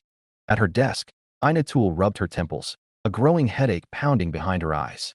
Complaint scrolls piled high like a tower about to topple. Unauthorized combat, no guild permits, property damage. Gods above, what happened earlier, she muttered. Near the briefing table, Shakti Verma stood with several armored adventurers from Ganesha Familia, reviewing a map of the affected streets. Whatever it was, Shakti said calmly, it was fast. Witnesses say they saw cloaked figures. And the magic signatures we picked up? Strong. Strong enough to flatten half a street. One of her adventurers shifted uneasily. Do we have suspects? Not yet, Shakti replied. But someone's going to answer for this. Whether it was a familia or a rogue group, the guild won't let it pass. Ina exhaled sharply, already dreading the paperwork. Then we'd better start with the adventurers who frequent that area at night. Someone always knows something in Oreo. The investigation had begun. The new house was too quiet. Boxes, bags, and a few pieces of furniture were scattered throughout the entryway, barely unpacked. The scent of dust and fresh wood still lingered in the air. It should have been a night of celebration, warm lights, drinks, and the first meal in their own home. Instead, their boots tracked in soot and blood. Bell sat slumped on the couch, shirt torn, fresh bandages wrapping his side and shoulder. Cecilia knelt beside him, her touch gentle yet firm as she tightened the last strip of cloth. Her usual calm expression held a faint crease of worry, though she didn't say a word. She simply worked with quiet, knightly precision. Robin leaned against the wall, twin Uzis hanging at her sides. A grin tugged at her lips despite the chaos. Well, she drawled, most people throw housewarming parties. We nearly leveled a district. Real subtle, Commander. Bell let out a pained groan, leaning his head back against the couch. Not helping, he muttered through gritted teeth. Lilia stood near the window, arms crossed, cloak still torn from the fight. Her golden eyes were hard and calculating. If the guild finds out about this, she said evenly, I'll handle it. The way she said it carried no hesitation, like a commander ready to face a tribunal if she must. The door creaked open, and Hecate finally walked in. Her hair was a little messy from travel, but her eyes were sharp and sober. She took in the blood-stained floor, the half-ruined clothes, and Bell's bandages with one long, exasperated stare. Then she sighed. I leave for one day, and you start a war in the streets, she muttered, pinching the bridge of her nose. I shouldn't be sober dealing with this. Robin snorted. Bell groaned again. Lilia's didn't flinch. The night was supposed to be their beginning. Instead, it felt like the calm before the storm. Lilia's stood near the center of the room, arms folded, her tone cutting through the quiet. We lay low for now, she said firmly. We lack information, and Bell needs to recover. Charging blindly will just get us killed. Cecilia gave a curt nod. Robin leaned back with a sigh, and even Hecate, still looking annoyed, didn't argue. The air was heavy, but they all understood the reality of what happened tonight. Lilias then turned her sharp gaze toward Belle. And when you've recovered, summon another hero. The room stiffened instantly. Cecilia's eyes narrowed slightly in alertness. Robin straightened up. Hecate arched a brow, folding her arms. Oh, Hecate drawled, her tone edged with suspicion. Do you have a plan? Lilias's lips curved into a faint, confident smirk. I do. That single sentence carried enough weight to make everyone exchange glances. Whatever Lilias was planning, it wasn't going to be small. The sun rose over Orio, casting golden light across cobbled streets that once bore the scars of fire, rubble, and fear. The night when an entire block had been reduced to ruins was already fading from memory, replaced by the rhythm of merchants shouting prices, adventurers boasting about monster kills, and blacksmiths hammering steel into shape. People in Orio had short memories when it came to violence. A few repairs, new stone laid down, some paint, and business flowed again as if nothing had ever happened. For the first time in days, the city felt alive and unshaken. Inside the new base of Hecate Familia, the air carried a quiet but deliberate energy. Belle leaned against the wooden railing of the small balcony, listening to the city breathe. For a moment, he felt the weight of the recent battle ease from his shoulders. The mercenaries' attack, the flames, the blood, it all seemed like a distant echo now. The guild's investigation had slowed down, the streets were busy again, and whispers of the incident were already being buried under fresh rumors.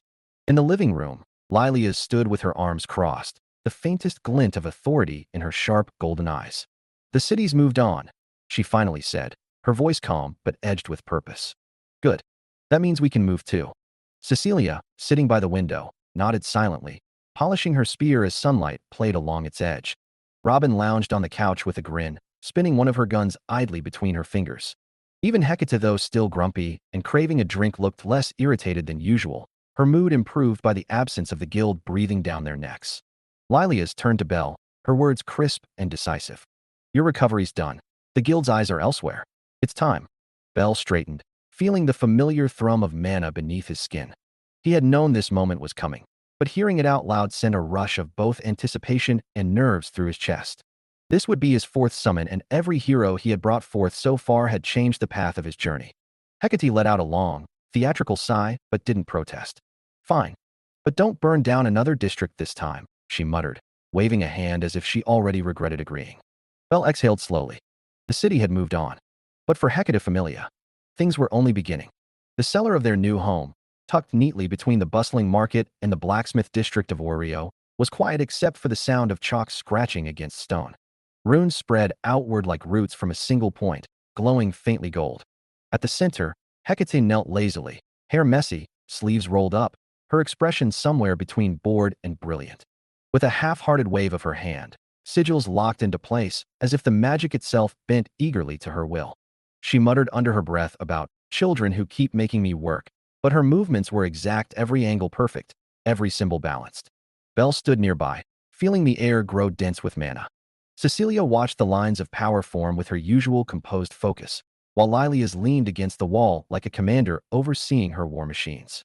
Robin twirled a gun in one hand, whistling softly at the precision on display.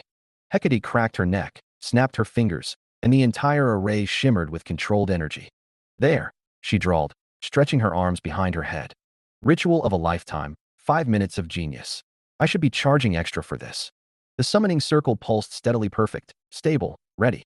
The air inside the cellar thickened, pressure humming like a living storm as Belle knelt at the heart of the summoning array. The runes etched across his skin, hands, chest, arms, and feet flared to life, shifting violently in color from calm blue to burning red, then into a deep, unsettling purple. His breath hitched. A growl escaped his throat, rough and feral, as pain lanced through him like fire threading through every vein. Cecilia took a sharp step forward, crimson eyes narrowing with concern. Robin straightened, hand hovering near her holster and briefcase, the playful air gone from her face. But before either could act, Lilia's arm snapped out like a command. Don't, she said firmly, voice steady. The commander's golden eyes were cold and calculating. If you interrupt now, it'll kill him. Hecate stood at the edge of the circle, her expression far from lazy now. The magic circle trembled as she guided the flow of Belle's mana with surgical precision. Her hands, glowing faintly gold, twisted the currents like a puppeteer handling threads. Hold it together, brat, she muttered under her breath, as if commanding the storm itself. The array blazed brighter, shaking the cellar as the summoning reached its peak. The summoning array blazed like a miniature sun. Golden sigils warped into spiraling patterns, distorting everything in the cellar. Air shimmered like water, wooden beams creaked under impossible pressure, and even the stone beneath their feet began to hum. Space itself seemed to ripple, as if the ritual was pulling the world inward. Mana vibrated at a dangerously high frequency, a low thrumming filling every corner. Bell's back arched, his mouth opening in a silent scream as both his eyes and mouth flooded with blinding white light, as if something far larger than him was trying to break through. Hecate stood firm, her arms outstretched, golden magic lashing through the air like chains, trying to contain the mana distortion. Beads of sweat slid down her temples, her usually lazy expression gone, replaced by sharp, unwavering focus. Cecilia and Robin flinched at the violent surge, their instincts screaming at them to move, to help. Their hands tightened, Cecilia on her spear, Robin on her briefcase. Lilia's jaw clenched, her posture rigid, though her face stayed calm. A flicker of worry flashed in her golden eyes. The light pulsed again, harder, brighter. For a breathless second, it felt like the entire cellar might explode. The blinding light of the array slowly faded, its glow collapsing inward like a dying star. The air hung heavy with heat and the lingering hum of mana. Bell knelt at the center of the circle, drenched in sweat, his chest heaving with each shallow breath. The runes carved across his skin were still faintly glowing, flickering like embers after a storm. Bell. Cecilia was the first to move, crossing the circle with quick, fluid steps. She dropped to one knee beside him, crimson eyes sharp with worry. Robin followed right behind her, her usual smirk nowhere in sight. She crouched down, steadying Bell's shoulder with one hand, scanning his face for signs of anything worse. Lilias, standing at the edge of the array, didn't rush forward, but her gaze softened slightly. She gave Bell a firm nod, the kind a commander gives a soldier who survived a brutal test. "You held," she said quietly. Hecate leaned against the wall, breathing a little heavier than usual. Sweat clung to her temples, but she still managed a wry grin. "Almost burned my eyebrows off. But not bad, kid." Then all eyes turned to the center of the fading summoning circle. A single maiden stood barefoot on the glowing sigils, her form bathed in a gentle emerald light. Her hair shimmered faintly, and the mana around her pulsed like a calm heartbeat, a stark contrast to the storm that had birthed her. The soft emerald light around the summoning circle dimmed, revealing the maiden who stood gracefully at its center. Her long, wavy hair shimmered like silver threaded with green light, flowing down her back to her waist. Her eyes, a serene forest green, glimmered with quiet warmth. She wore a white and emerald robe with gold-trimmed edges, its fabric flowing lightly as if touched by wind, and beneath it, elegant armor pieces shaped like leaf patterns hugged her figure in all the right places. Her curves and soft, radiant beauty gave her an ethereal charm that felt both gentle and sacred. Roanna clasped her hands in front of her, bowing her head slightly. Her voice was soft, like a spring breeze. "I am Roanna, soul weaver of the spirit tree. I've come in answer to your call, Summoner Bell Cranel." Bell's brain stalled.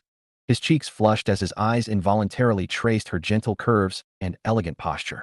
Hi," he managed, face burning. Robin gave a low whistle, smirking. Well, this party just got prettier." Lilias crossed her arms, analyzing Roanna with a commander's gaze, while Cecilia nodded slightly in acknowledgement. Hecate arched a brow, impressed despite herself. The healer had arrived. Lilias turned toward Hecate with that sharp, commanding stare she reserved for when she didn't want to explain herself twice. Hecate raised an unimpressed brow in return, but she understood. With a huff, she pushed herself up from leaning against the wall. "Tissish, bossy little commander," she muttered under her breath, walking toward Roanna. "All right, Soul Weaver," Hecate said lazily, rolling up her sleeves. "Let's make this official." Roanna blinked softly, then nodded with quiet grace, pulling back her robe and lowering it just enough to reveal her smooth, pale back. The summoning light still clung faintly to her skin. Bell, standing off to the side, turned red all over again. Hecate pressed her glowing hand to Roanna's back. Golden ink unfurled like living vines, etching the divine script of Fauna with fluid precision. A soft green light bloomed beneath her fingers as Roanna let out a quiet breath, feeling the bond take root. "Welcome to the Familia, Soul Weaver," Hecate murmured. When the parchment was pulled away, glowing faintly with divine gold, the others gathered to see. Fauna status sheet, Crossroads Familia. Name, Roanna. Race, half-elf/spirit touched. Level 1. Excelia, 0 plus high growth potential. Stat rank value strength I0. Endurance I0. Dexterity I0. Agility I0. Magic I0. Magic abilities. Sanctuary of the Spirit Tree creates a soul-infused mana zone that continuously heals and grants allies resistance to status ailments. Effect scales with Belle's mana output. Soul Resonance converts a portion of damage taken by allies into restorative energy, pulsing healing through the party. Guiding Light unique tethers her soul to a fallen ally, reviving them with a shield and partial strength. Can only be used once per major battle, leaves her drained. Skills. Spirit Woven Grace stabilizes unstable mana fields, grants resistance to mana distortion. Guardian's Oath boosts regeneration and recovery when Belle is in danger. Soulward Step enhances mobility and evasiveness during support casting. Hecate handed the parchment to Belle with a yawn, though her eyes gleamed faintly with pride at the craftsmanship. Lileas nodded once, satisfied. Cecilia regarded Roanna with quiet approval, and Robin leaned on her chair, whistling softly. "Welcome to the war front," Lileas said calmly. Roanna smiled gently, but there was a quiet strength behind it. "Then I shall keep our masters safe." The warm lantern light of the tavern spilled onto the cobblestone street as Belle pushed open the door to hostess of fertility. The moment he, Cecilia, Lileas, Robin, Hecate, and their newest companion Roanna stepped inside, the lively chatter came to a screeching halt. Dozens of eyes turned toward them. Again, Belle didn't even flinch this time. He let out a tired sigh, raised a hand, and called out over the silence, "Seer, table for 6. Whispers immediately rippled through the crowd. "Isn't that the rookie rabbit? The one invited to Loki Familia's expedition? Why is he always surrounded by gorgeous women? Man, I'm jealous. This guy's got all the luck." Rookie rabbit? More like Aurario's womanizer. Belle froze mid-step, heat rushing to his face as the crowd's commentary hit his ears like a volley of arrows. Robin snorted behind him, clearly amused. Cecilia merely sighed softly, while Lileas kept walking as if the whispers didn't exist. Roanna tilted her head in quiet curiosity, still new to Aurario's gossip. They reached their table with elegance and poise, at least, most of them did. Lileas moved with regal precision, Cecilia with quiet grace, Robin with a cocky swagger, and Roanna with gentle serenity. Hecate, on the other hand, plopped down lazily, waved a hand, and barked, "Ale, make it strong." Belle slumped onto his chair, rubbing his burning cheeks. The exhaustion from the summoning earlier still weighed on his shoulders, and now this. Seer appeared with her usual mischievous smile. My, Belle, another beauty? I'll need a bigger tavern at this rate." Belle groaned softly, dropping his head onto the table. Around them, the tavern roared back to life, half in awe, half in envy. The tavern was alive again with music and laughter, the earlier whispers fading into the usual chaos of clinking mugs and rowdy adventurers. At their corner table, Belle, Cecilia, Lileas, Robin, Roanna, and Hecate sat together, an unusual but striking group that naturally drew attention. Hecate leaned back in her chair, already on her 3rd mug of ale, laughing loudly at something Robin had said. Robin was in her element, spinning outrageous stories and half-flirting with a passing waitress just to see Belle's face turn red. Cecilia, as usual, ate in calm silence, but the soft curve of her lips showed amusement. Roanna listened intently, occasionally letting out a quiet laugh that sounded like wind chimes, gentle and melodic. Lileas watched them all with that faint smirk of hers, as if she was pleased to see her unit getting along, even if she'd never admit it out loud. Belle sat at the center, caught between the teasing, laughter, and warmth of it all. His exhaustion lingered, but so did a rare sense of belonging. For the first time since the summoning began, this felt like more than a group of fighters. This felt like a familia. The next day, the sun was barely cresting over the rooftops when Belle, Robin, and Roanna walked through the familiar gates of Dungeon City Oreo, their destination clear. After a quick stop at Guild to register Roanna as a member of their familia, the trio descended into the dungeon, heading straight for the middle floors, levels 14 to 16. Ulta Point. His coiled sword glimmered faintly as he shifted into a fighting stance, his movements sharper than before. Every slash carried the fluidity of Lileas's precision, the speed of Cecilia's decisive strikes, and the agility Robin drilled into him during their sparring sessions. He wasn't just swinging anymore, he was fighting like someone who had learned from warriors far stronger than him. A pack of war shadows leapt out from the stone corridor, silent and quick. Belle was quicker. His sword cut through the air with a single dash, carving a path before the monsters could scatter. "Not bad, Master Belle," Robin called from behind, a grin on her face.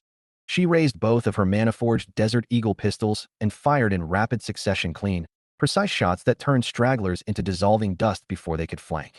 Roanna followed several steps behind, green mana faintly glowing around her hands. She wasn't attacking. Instead, she observed everything: the rhythm of Belle's movement, Robin's firing pattern, how they moved like cogs in a well-oiled machine. Though she had the power of a soul weaver, this world and its fighting style were still new to her. She needed to understand before she joined the dance. Another wave approached. Belle dashed forward again, twisting his coiled sword into a spear mid-swing, piercing through two monsters in one thrust.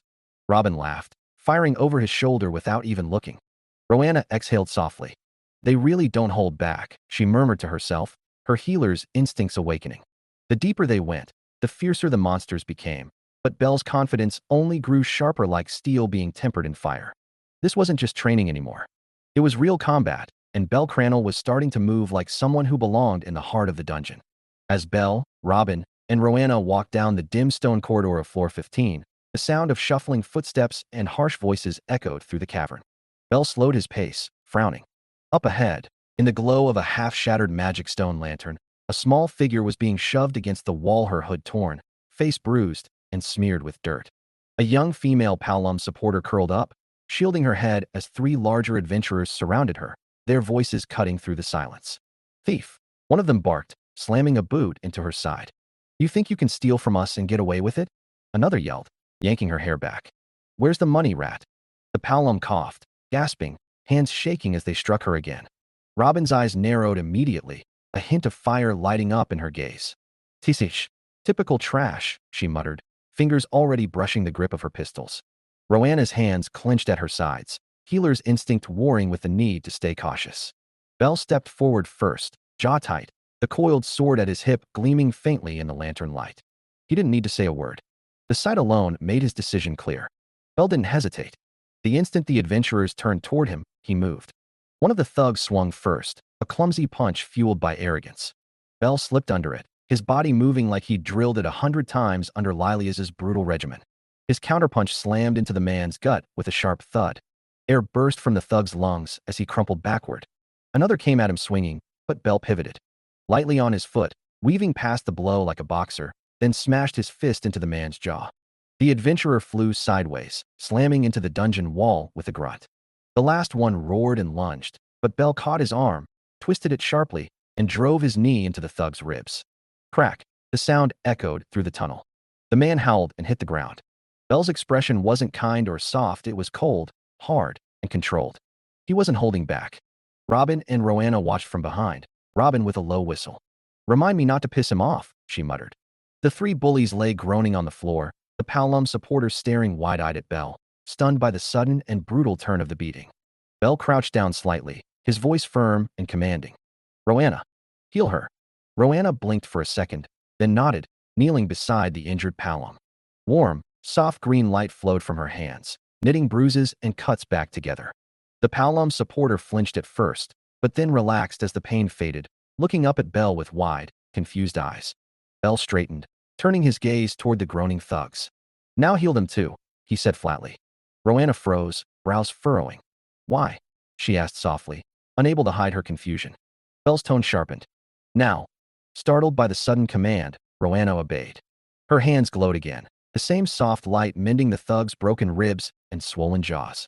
They coughed weakly, trying to sit up, and Belle's fist was already slamming into the first man's face, knocking him clean off his knees.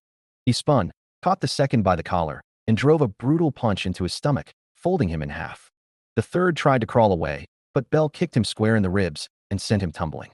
Robin leaned against the wall, letting out a long, low whistle. "Damn, master. That's cold." Belle's eyes burned with quiet fury, not uncontrolled rage, but the fury of someone delivering a lesson. Belle's fist slowly lowered as the groaning thugs lay sprawled on the floor. His hard expression softened when he turned to the small Palom girl still sitting against the wall. He crouched down in front of her, tone gentle now. "Are you all right?" The girl hesitated, wide brown eyes darting between his face and the fallen thugs. She gave a small, stiff nod, still clutching the hem of her torn cloak. Robin's sharp gaze narrowed. Then her lips curled into a knowing smirk. She leaned closer, hands in her pockets. Well, look who it is," she drawled. "How are you doing, little pickpocket?" The Palom girl flinched, recognizing Robin's voice instantly. Belle blinked, confused for a second until it clicked. "Wait, she's the one who stole your wallet?" Robin finished for him, still smirking. Yup. The Palom girl looked away, cheeks red with a mix of shame and stubbornness. Bell sighed, rubbing the back of his neck. Let's just go, he muttered. Robin chuckled and fell into step beside him, Roanna close behind. The Palom girl followed silently, glancing back once at the beaten thugs they were leaving behind on the cold dungeon floor. As they walked through the quiet dungeon corridor, Belle glanced at the small Palom girl trailing a few steps behind. Her steps were uneven, not from injury Roanna had already healed her but from something heavier. Belle slowed his pace to match hers. Hey, he said gently. What's your name? The girl didn't look at him. Her fingers clenched the edge of her cloak tightly. You shouldn't have done that, she finally muttered, voice low. Robin raised a brow, her smirk fading a little. Huh? What's that supposed to mean? Roanna tilted her head slightly, confused as well. The Palom girl finally lifted her gaze. There was no gratitude there, only worry. Those guys. They're just the small fry. They work for people way worse. You beat them up, and now they'll come after you too. Belle frowned, the weight of her words settling in. Target us. She nodded once, jaw tight. Yeah.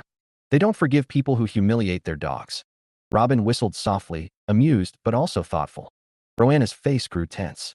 Belle exhaled, eyes narrowing with resolve. He'd already expected trouble. This just confirmed it. Then, Belle said quietly, they'll regret picking the wrong people. The Palom girl stopped at a fork in the tunnel, turning her head just enough to glance at Belle, Robin, and Roanna. This is where I leave, she muttered. You should watch your backs. Before Belle could say anything, she disappeared into the shadows of another passage. Roanna bit her lips softly, worry etched on her face as they made their way toward the surface. Belle, what she said earlier. Do you think she was serious? About them coming after us? Robin let out a short, amused laugh, slipping her hands behind her head as they walked. Oh, she's serious, all right. Our sweet master here just punched a hornet's nest. Congratulations, Belle, she teased, flashing him a grin. We're about to get real popular. In all the wrong ways. Belle chuckled under his breath, not backing down. Let them come, he said simply. We can handle it. The sun was just starting to set as they stepped out of the dungeon, the warm light spilling across the busy streets of Oreo. Robin stretched lazily, still grinning, while Roanna walked a little closer to Belle, still uneasy. Belle, though, looked calm, determined. Trouble was coming. He knew it, but he wasn't afraid. When Belle, Robin, and Roanna stepped inside their new home, the first thing they saw was Hecate sprawled on the sofa, cheeks flushed, a half-empty bottle of alcohol dangling from her fingers. Beside her sat fallen Cecilia, calmly flipping through a magazine titled Top Female Knights of Oreo. Welcome home, Cecilia said softly without looking up. Belle glanced around. Where's Lilias? In her studies, Cecilia replied casually, turning another page. Robin immediately dropped onto the second sofa, stretching like a tired cat after a hunt, while Roanna settled next to her, letting out a small sigh. If you're hungry, Cecilia added in her usual composed tone, there's food in the kitchen. But, she finally looked up, expression mildly troubled. Hecate cooked it. Robin and Roanna froze, exchanging a look. Whatever appetite, they had disappeared instantly. Yeah. No, Robin muttered. Roanna nodded in quiet agreement. Belle just shook his head with a tired smile and walked toward Lilias's study. When he opened the door, he found Conqueror Lilias seated at her desk, posture straight, golden eyes fixed on documents scattered in front of her. She didn't even glance up, radiating the same commanding aura she carried on the battlefield. It was clear while the house was relaxed, Lilias was already planning the next move. Belle quietly took a seat in front of Lilias's desk, the soft creak of the chair breaking the silence. Before he could even open his mouth, Conqueror Lilias spoke without looking up from the papers she was sorting. I already handled the situation with the unauthorized battle from a few nights ago, she said evenly, pen moving across parchment. Belle blinked in surprise, but before he could ask anything, Lilias finally stopped writing and lifted her sharp, golden gaze to him. While the guild was investigating, she continued, they uncovered something else, something involving the Soma Familia. They've hired us to fix it. Fix how? Belle asked, puzzled. Lilias leaned back slightly. The guild suspects Soma Familia is tied to an illegal black market. They want it cleaned up quietly. Belle frowned. But the Loki expedition is only a month away. We still need to prepare and... That's why. Lilias cut him off, firm and calm. We need to hurry and fix this. Her tone left no room for argument. This wasn't just another job. It was a mission. Lilias stared at Belle's eyes. Prepare. Eat. Sleep. Tomorrow, I have jobs for all of you, she said simply, leaving no room for discussion. Belle nodded, stood, and quietly left her study. As he stepped into the common room, the familiar chaos greeted him. Hecate was slumped on the couch, snoring softly with an empty bottle still in hand. Belle sighed heavily. Robin and Roanna immediately turned to him, looking desperate. Belle, Robin said with exaggerated drama, we're starving. Hecate cooked dinner. It's not food. It's poison. Roanna nodded timidly in agreement, while fallen Cecilia stared at Belle with calm, pleading eyes that said everything without words. Belle dragged a hand down his face, exhaling in defeat. Fine, he muttered, rolling up his sleeves. Yes. Robin cheered, fist pumping into the air. Roanna clapped softly in relief, and even Cecilia's lips curved into a small, satisfied smile. Belle trudged toward the kitchen like a soldier marching to war. Cooking for this chaotic group had become an unspoken part of his role, but at least it was better than letting Hecate's experiments kill them all. Oreo at night was alive with warmth and noise. Taverns spilled light onto cobblestone streets, and the air was filled with the sound of adventurers laughing, drinking, and singing their victory songs after a day in the dungeon. The scent of grilled meat and warm bread drifted through the air, mixing with the chatter of merchants and travelers. But beneath that merry surface, another Oreo stirred. In forgotten alleys and dim basements, shadows whispered. Illegal products changed hands and silenced rare monster cores, stolen relics, and substances infused with divine essence. Dark alchemists and black market dealers worked in hidden corners, experimenting with mana stones, pushing the boundaries of what should never be touched. While the city celebrated above, danger and greed festered below. The female Paolum walked through the dimly lit streets, her small frame barely noticeable beneath the flickering lanterns. Her steps were slow, careful because she knew who was waiting for her. From the corner of the alley, a group of grunt adventurers emerged, their rough laughter scraping against the quiet night. So, one of them sneered, "Where's the money you promised?" She stayed silent, head lowered. A sharp smack echoed through the alley. Blood trickled from the corner of her lips, but still she didn't speak. Another hand raised, about to strike again. Someone interfered, she finally whispered. The adventurers froze. "Who?" one of them barked. "The rookie. The one invited by Loki Familia," she answered weakly. A larger figure stepped from the shadows. A man built like a wall, his grin cruel. "That guy? He's just a level 1, he scoffed. "Yeah," another grunt added. "He's weak." But a third spoke up nervously. "I heard he was involved in that mess near Rusty Mug Inn. Whole block gone." The big man's grin widened.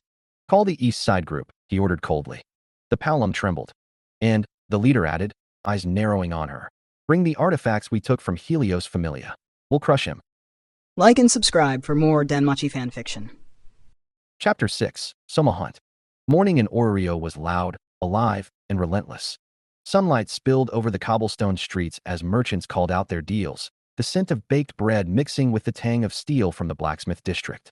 Adventurers jostled through the crowds, their laughter mingling with the clang of armor and distant songs of taverns still awake from the night before.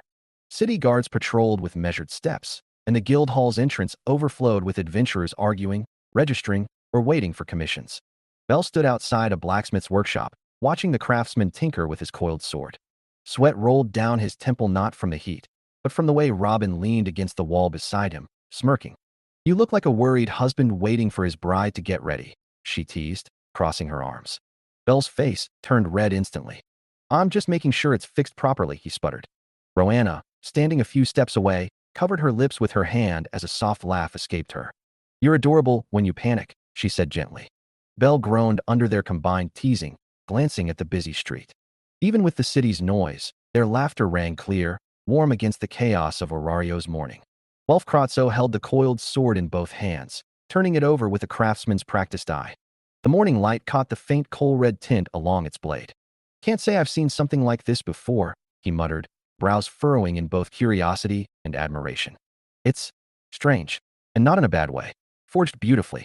But," he tapped the blade lightly, "it's going to be a pain in the ass to make a proper scabbard for this kind of sword." Belle stiffened at the comment, a nervous laugh catching in his throat. "Tea that bad?" Wolf shot him a side glance. "Let's just say, this thing doesn't follow normal blacksmithing logic." Robin, leaning casually on the counter, smirked. "Oh, look at that face. Belle's worried his baby won't fit in its new bed." "Oh, Robin," Belle protested, face flushing. Welf ignored the teasing, tracing his fingers along the blade's edge. "Where did you get this sword again? This is one of a kind. Never seen craftsmanship like it before." Belle laughed half-heartedly, scratching the back of his head. "I got it from someone." "Yeah, sure," Wolf muttered, not pressing further. After a moment, He handed Belle a simple but durable black scabbard reinforced with iron and leather straps. Anyway, this is the best I can do for now. Should hold. But this sword's a beast. Treat it like one. Belle accepted it carefully, heart pounding a little too fast. Robin just snickered at his reaction. All right, next up hand me your greaves, Welf said, setting the scabbard aside and wiping his hands with a cloth. I'll reinforce them with steel and a dust layer of mana stone. Should bump the defense and give you some resistance against magic. Belle nodded and knelt slightly to unbuckle the worn pieces of armor, handing them over carefully. The moment Welf's fingers touched the greaves, his eyes widened. He turned the metal over, blinking twice as if making sure he wasn't imagining things. Hey, wait a second, Welf muttered, rubbing his thumb against the etched inner lining. This is one of my old works. Belle blinked, confused. Welf suddenly burst into a huge grin, gripping Belle's hands with both of his own. You actually bought my stuff. Someone out there actually uses my work, he laughed heartily, shaking Belle's hands like an excited child. Belle's face flushed red in embarrassment. I just found them at a shop. Robin leaned in with that trademark smirk. Oh, Belle, you've got a fanboy now. Roanna covered her mouth and chuckled softly, eyes glimmering with amusement. Welf slapped Belle's shoulder with renewed enthusiasm. Kid, you've got good taste. I'll reinforce these for free. Belle groaned, half embarrassed, half grateful. Belle rubbed the back of his neck, his face bright red. Free? You really don't have to. Welf waved him off with a broad grin. Nah, I insist. Anyone who's using my old work deserves an upgrade. Besides, he chuckled, tapping the greaves. It's kinda touching to see my gear actually being put to good use. Belle shifted awkwardly on his feet, feeling the warmth of embarrassment creep up his ears. Thanks, Welf. I appreciate it. Welf gave him a firm clap on the back, nearly knocking the air out of him. No problem, Belle. From now on, you've got a smith you can count on. Robin leaned on the nearby counter, a playful grin on her lips. Oh, look at you making friends. Should I leave you two alone? Robin. Belle protested, his cheeks burning hotter. Roanna, ever gentle, let out a soft laugh. You really do have a way with people, Belle, she said kindly, her smile warm and genuine. As the three laughed, none of them noticed a small figure lingering a few shops down the busy market street. The female hooded palom from before leaned casually against a post, her sharp eyes watching their group intently from the shadows of the awnings. A faint smirk tugged at her lips as she observed them. Belle, Robin, and Roanna waved their goodbyes to Welf as they stepped out of the blacksmith shop. Come back if that sword of yours starts acting weird again, Welf called after them, still grinning. Belle raised a hand in thanks before the noise of the busy street swallowed them. Robin stretched her arms above her head lazily. So, where to next? I wouldn't mind finding a place that sells good food, preferably something sweet. Roanna tilted her head thoughtfully. I was thinking the same. But, she glanced at Belle, you probably have something else in mind. Belle adjusted the strap of his gear with a small, determined smile. Dungeon. We need more training in Valis. Robin groaned dramatically, but didn't argue. Straight to work, huh? You really know how to kill the vibe. Her tone was teasing, but there was a hint of understanding behind it. As they walked through the bustling market district, Robin added more casually, you know, the Loki expedition's only a month away. Belle's expression hardened slightly at the reminder. Yeah, that's why we can't waste time.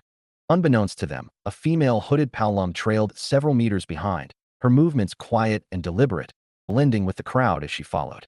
Belle, Robin, and Roanna continued walking through the lively streets of Orio, chatting casually. Robin teased Belle about his flustered reaction earlier at Welf's forge, and Roanna chuckled softly at their back and forth. Their laughter blended with the noise of merchants and adventurers, making their sudden turn into a quieter alley seem almost casual. But it wasn't. The moment the trio disappeared around the corner, the female hooded palom, who had been tailing them for several blocks, quickened her pace. Her small boots made almost no sound as she sprinted and turned left into the same alley only to freeze. Belle and Roanna were already there, waiting. Belle's arms were crossed, his crimson eyes calm but sharp. Roanna stood beside him with that gentle but unreadable expression. Took you long enough, Belle said quietly. The hooded palom's breath caught in her throat.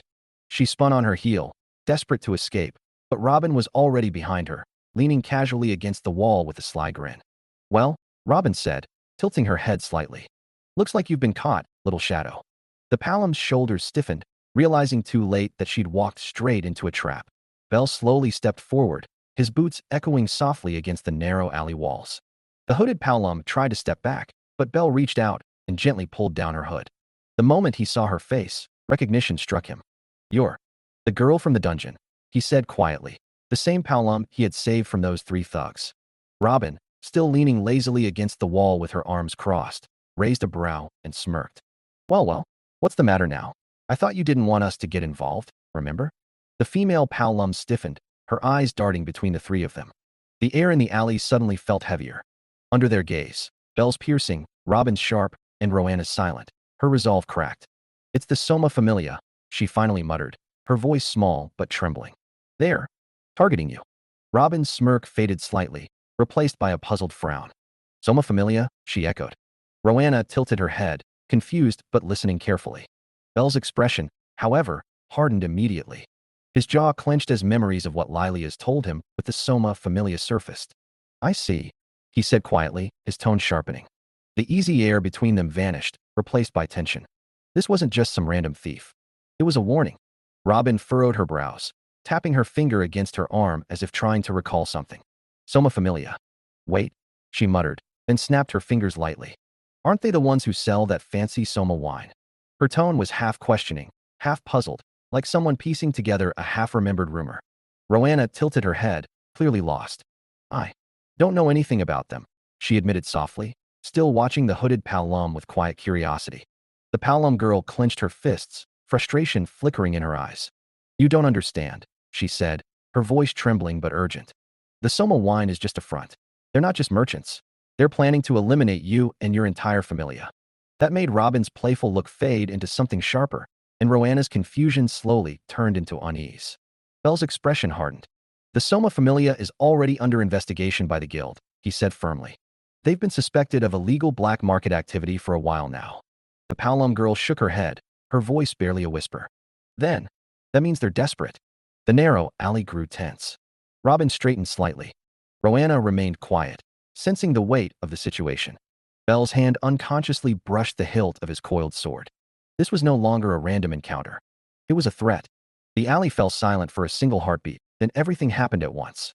A faint hiss cut through the air. Belle's instinct screamed, and his hand shot up, snatching a crossbow bolt inches before it struck the female palum's neck. Enemies, he shouted, his voice echoing sharply through the narrow passage. Robin reacted immediately. In a blur of motion, a glowing sniper rifle unfolded in her hands, mana forging itself into polished steel and humming with power. She raised it to her shoulder, aimed toward a distant rooftop, and fired. A sharp crack of a wind-forged bullet tore through the day, the impact ringing like a bell. Roanna froze for a moment, her wide eyes reflecting the tension and used to this kind of sudden ambush. Bell didn't waste another second. He hoisted the female palum onto his shoulder, gritting his teeth as he shifted her weight. Move, he barked. Robin was already falling into step, gun at the ready, scanning the rooftops with a predator's precision. Roanna followed close behind, still shaken but determined. The group sprinted down the alley, boots pounding against the cobblestones, disappearing into the twisting streets of Orio as the echoes of the shot faded into the bustling market.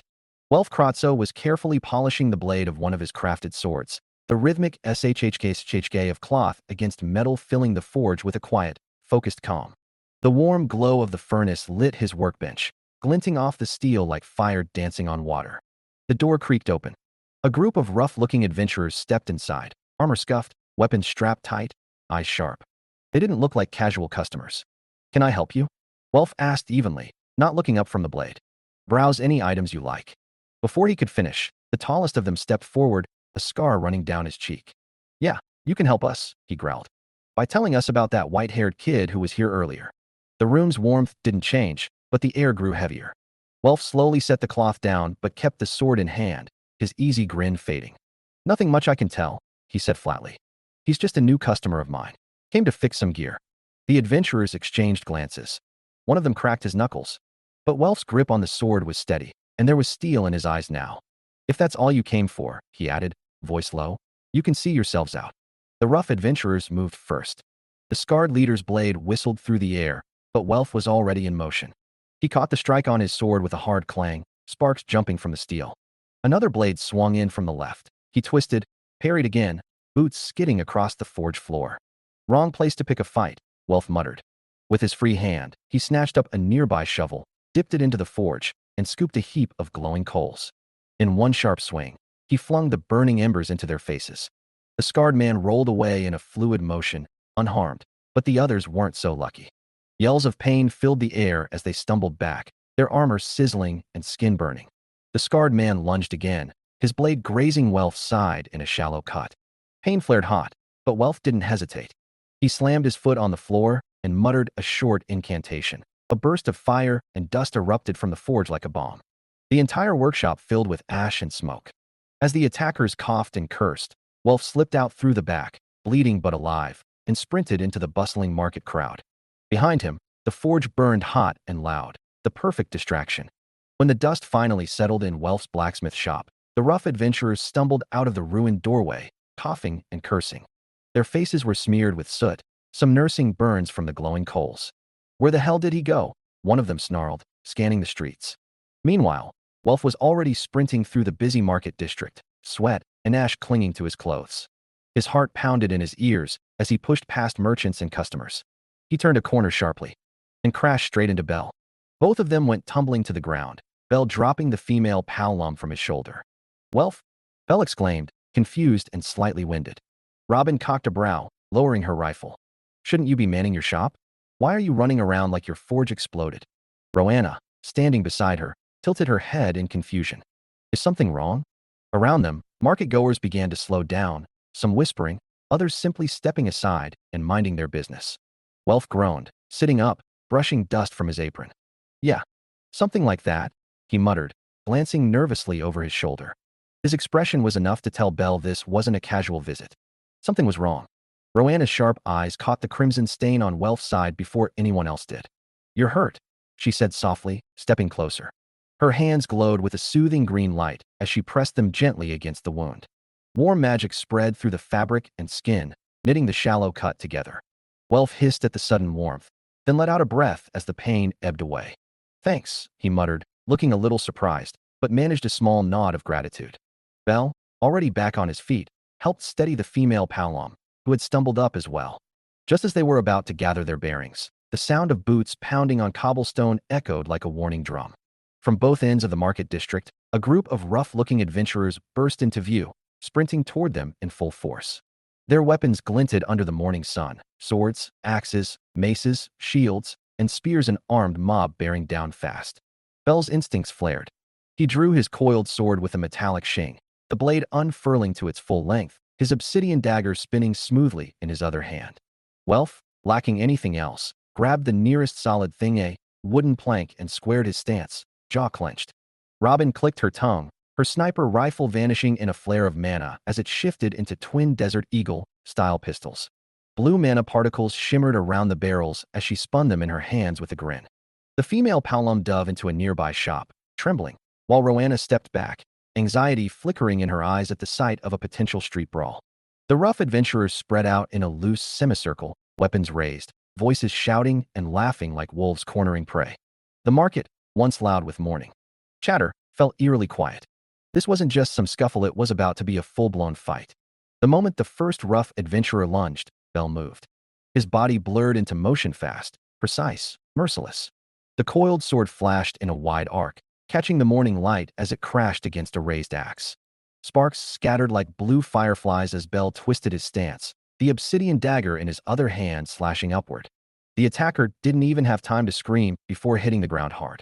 Another came from the side, swinging a mace. Belle ducked low, foot sliding across the cobblestones, and spun, slicing at the man's exposed flank.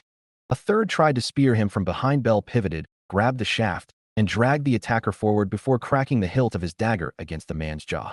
He collapsed with a grunt. All around, the rough adventurers realized too late that this rookie wasn't one at all. His movements were too sharp, too calculated.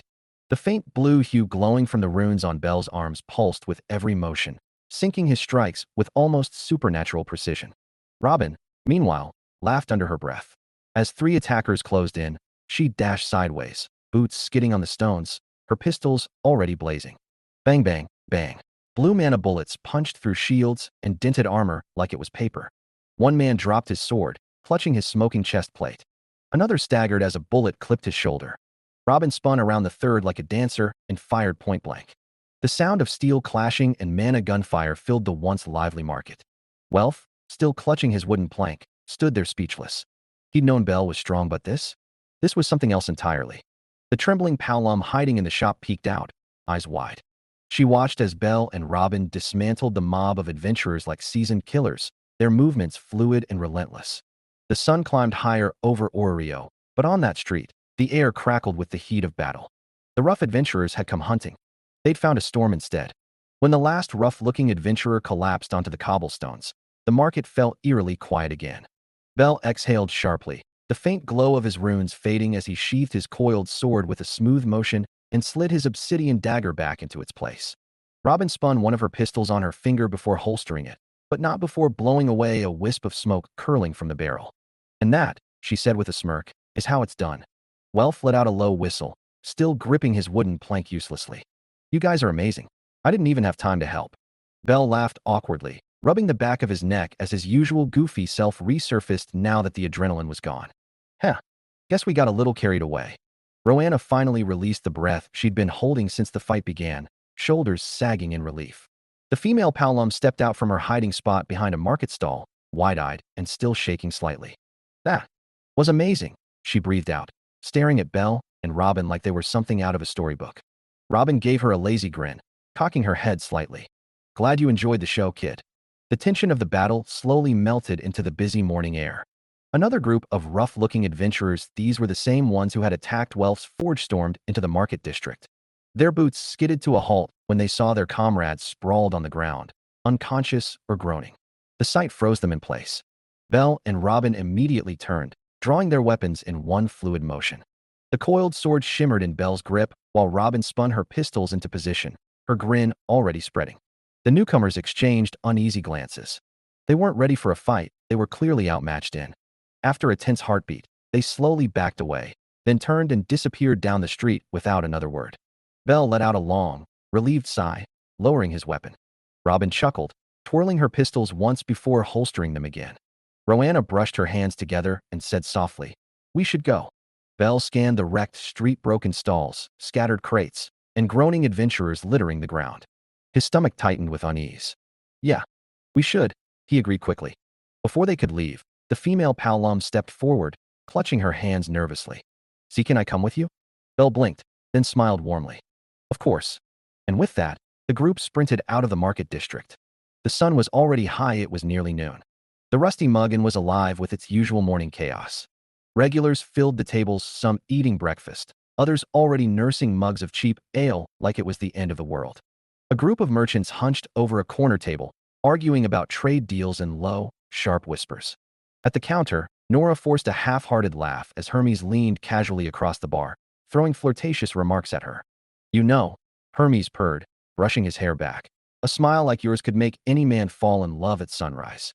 Nora laughed again, tight and polite, while internally resisting the urge to hurl the mug in her hand at his face.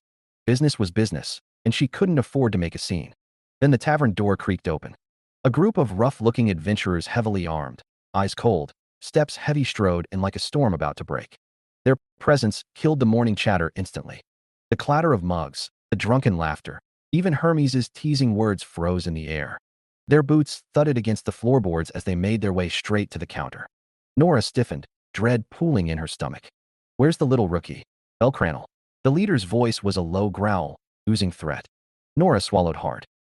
I haven't seen him for a week." A sharp whistle cut through the room as the man's sword lashed out whip-fast. But before it could strike, Hermes moved, shoving Nora out of the way. The blade sliced through the counter, splintering wood with a crack. The tavern went dead silent for a single, dreadful heartbeat. Then chaos erupted. Screams filled the room as the enforcers turned on the patrons.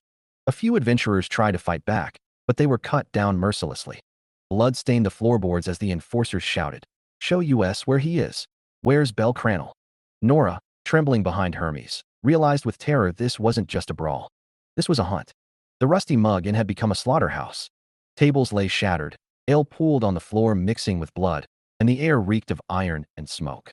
Screams had long faded, replaced by low groans of the wounded and the grim silence of the dead. The rough-looking enforcer adventurers tore through the tavern like a pack of wolves, cutting down anyone who so much as moved. Hermes clenched his teeth, realizing the situation was beyond control. With a swift motion, he activated a small, silver artifact hidden under his coat, a flare of divine light. Enveloped him and Nora. In the next heartbeat, they were gone, leaving the dying behind. The enforcers, finding no trace of their target downstairs, stormed up to the second floor. Boots pounded against the wooden steps. Doors were kicked open one after another. Every rented room was ransacked, and every unlucky soul inside was butchered without mercy. "Where is Bel Cranel?" their leader bellowed, his sword dripping crimson as they left nothing untouched. But no matter how many rooms they checked, Bel wasn't there. By the time they descended, the pub was soaked in blood. With grim expressions and weapons still wet, they left just before noon, disappearing into Orario's streets like shadows. The rusty mug stood silent, broken, empty, and soaked in tragedy. Belle, Robin, Roanna, Welf, and the female Paolum ran through the twisting streets of Orario, the sound of their boots pounding against the cobblestones echoing like war drums. They didn't stop, not even to look back. Only when they reached the old stone bridge at the edge of the district did Belle gesture sharply for everyone to duck beneath it. They slid down the embankment, landing in the shadowed space beneath the bridge, where the river's quiet murmur drowned out the chaos of the market behind them. A handful of beggars huddled there, wrapped in ragged blankets. They barely spared the group a glance. People hiding under bridges was nothing new in Orario. Bell leaned against the damp stone wall, his chest heaving as he caught his breath. Robin crouched nearby, one hand on her pistol and the other running through her short hair, a grin tugging at the corner of her mouth despite the situation. Well, that escalated fast. Welf let out a shaky laugh, still clutching his side. "You think?" Roanna exhaled softly, brushing sweat from her brow. Her calm presence contrasted with the chaos they'd just escaped, though her wide eyes betrayed her worry. The female Paolum sat a little apart from them, hugging her knees, trembling.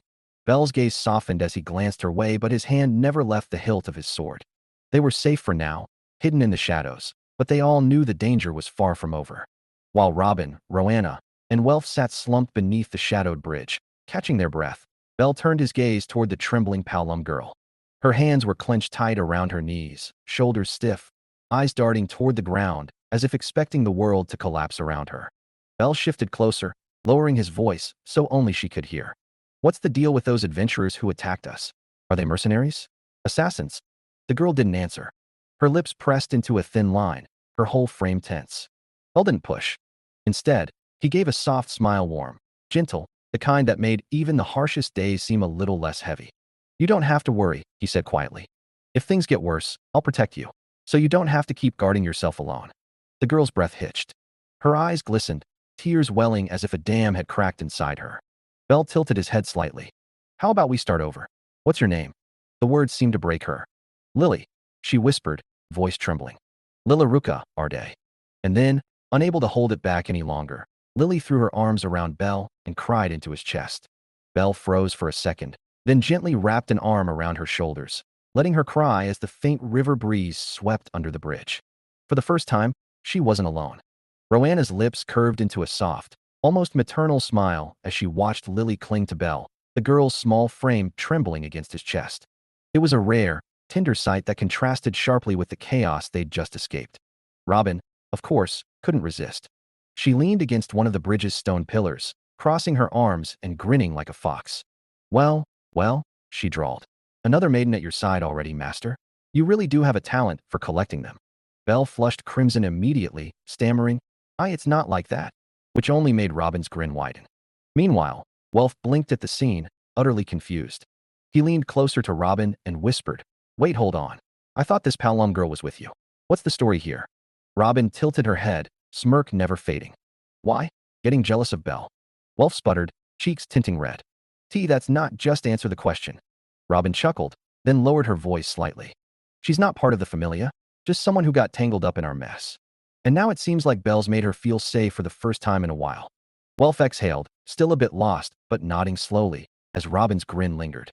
"Rookie's heart is bigger than his sword arm," she added with a teasing lilt. Belle pretended not to hear her. A sudden flash of blinding golden light filled the space beneath the bridge, bathing the damp stone and shadows in brilliant radiance. Instantly, Belle, Robin, Roanna, Welf, and Lily leapt to their feet, hands reaching for weapons, muscles tensing for a fight. But instead of enemies, the light faded to reveal Hermes holding a trembling Nora tightly in his arms. Everyone exhaled at once, the air heavy with relief. The moment Nora's eyes met Belle's, she broke free from Hermes's hold and ran straight toward him, throwing her arms around him as tears streamed down her face. "Be Belle." "The inn," she choked out, voice shaking. "They wrecked everything."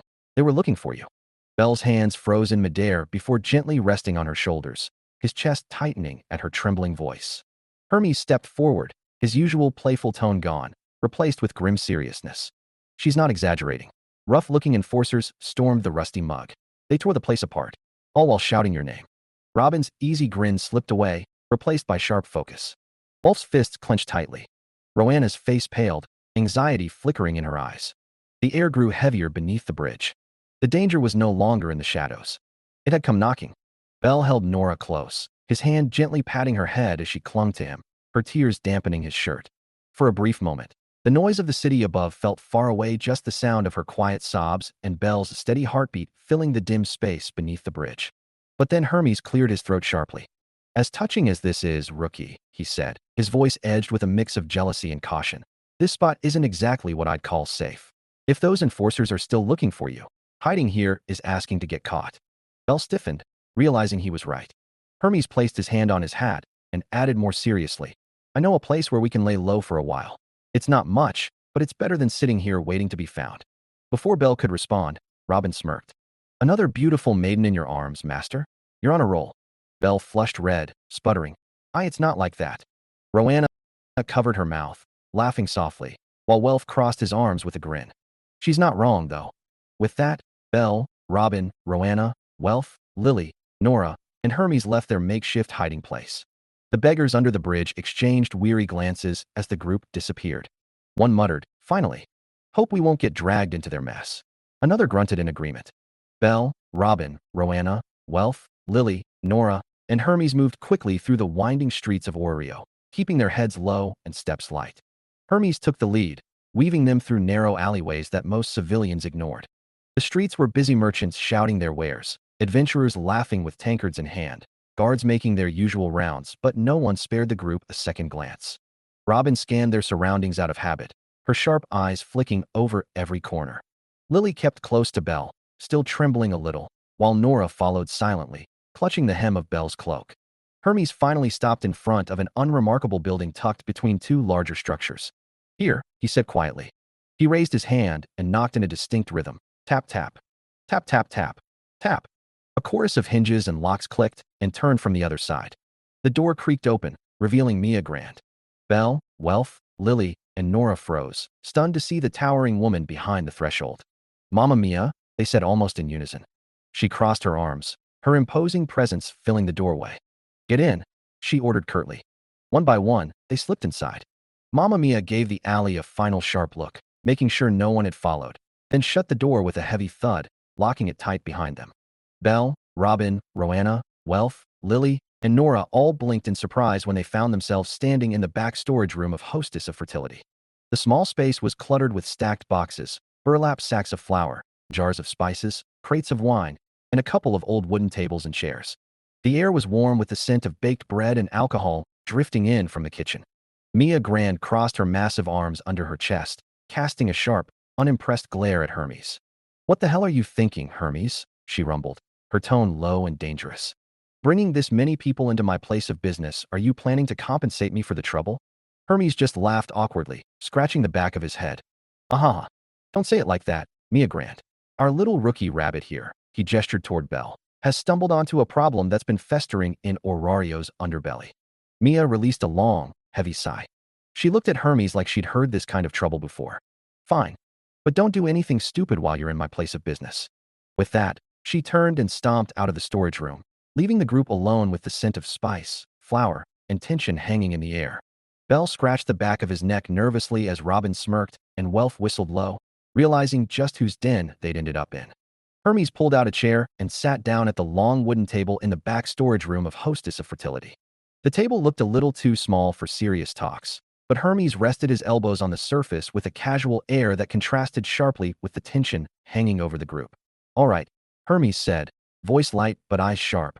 Take a seat, everyone. We've got some things to talk about. Belle scratched the back of his head nervously, feeling his stomach twist with unease. Still, he pulled out a chair and sat down beside Hermes, unsure of what was coming next. Robin chuckled softly at his expression. Relax, Commander. You look like a kid about to be scolded, she teased, before dropping into the chair next to him with a lazy grin. Roanna, Lily, and Nora exchanged uncertain glances. They weren't sure why Hermes wanted a formal talk in the middle of a storage room, but they followed Belle's lead and sat across from Hermes, keeping close together. Welf stood by the wall for a moment, let out a resigned sigh, then dragged a chair over. "This better not turn into something crazy," he muttered, seating himself at the end of the table. Hermes folded his hands, leaning forward slightly.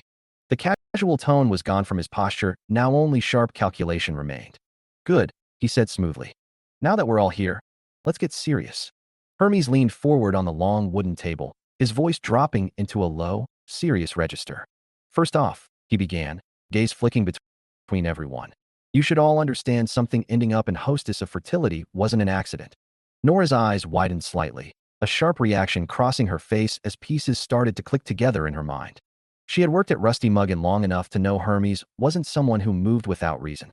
Hermes continued, his tone now devoid of its usual playful lilt. "The Soma Familia is making their move. And our little Lily here." He gestured toward the Palom girl, is tangled right in the middle of it. Lily stiffened in her chair, her hands tightening into small fists. She didn't say anything, but her reaction told everyone more than words could. "Soma's wine isn't the only thing they're selling anymore," Hermes said, eyes narrowing. "They've started pushing something nastier. They call it Amber Soma."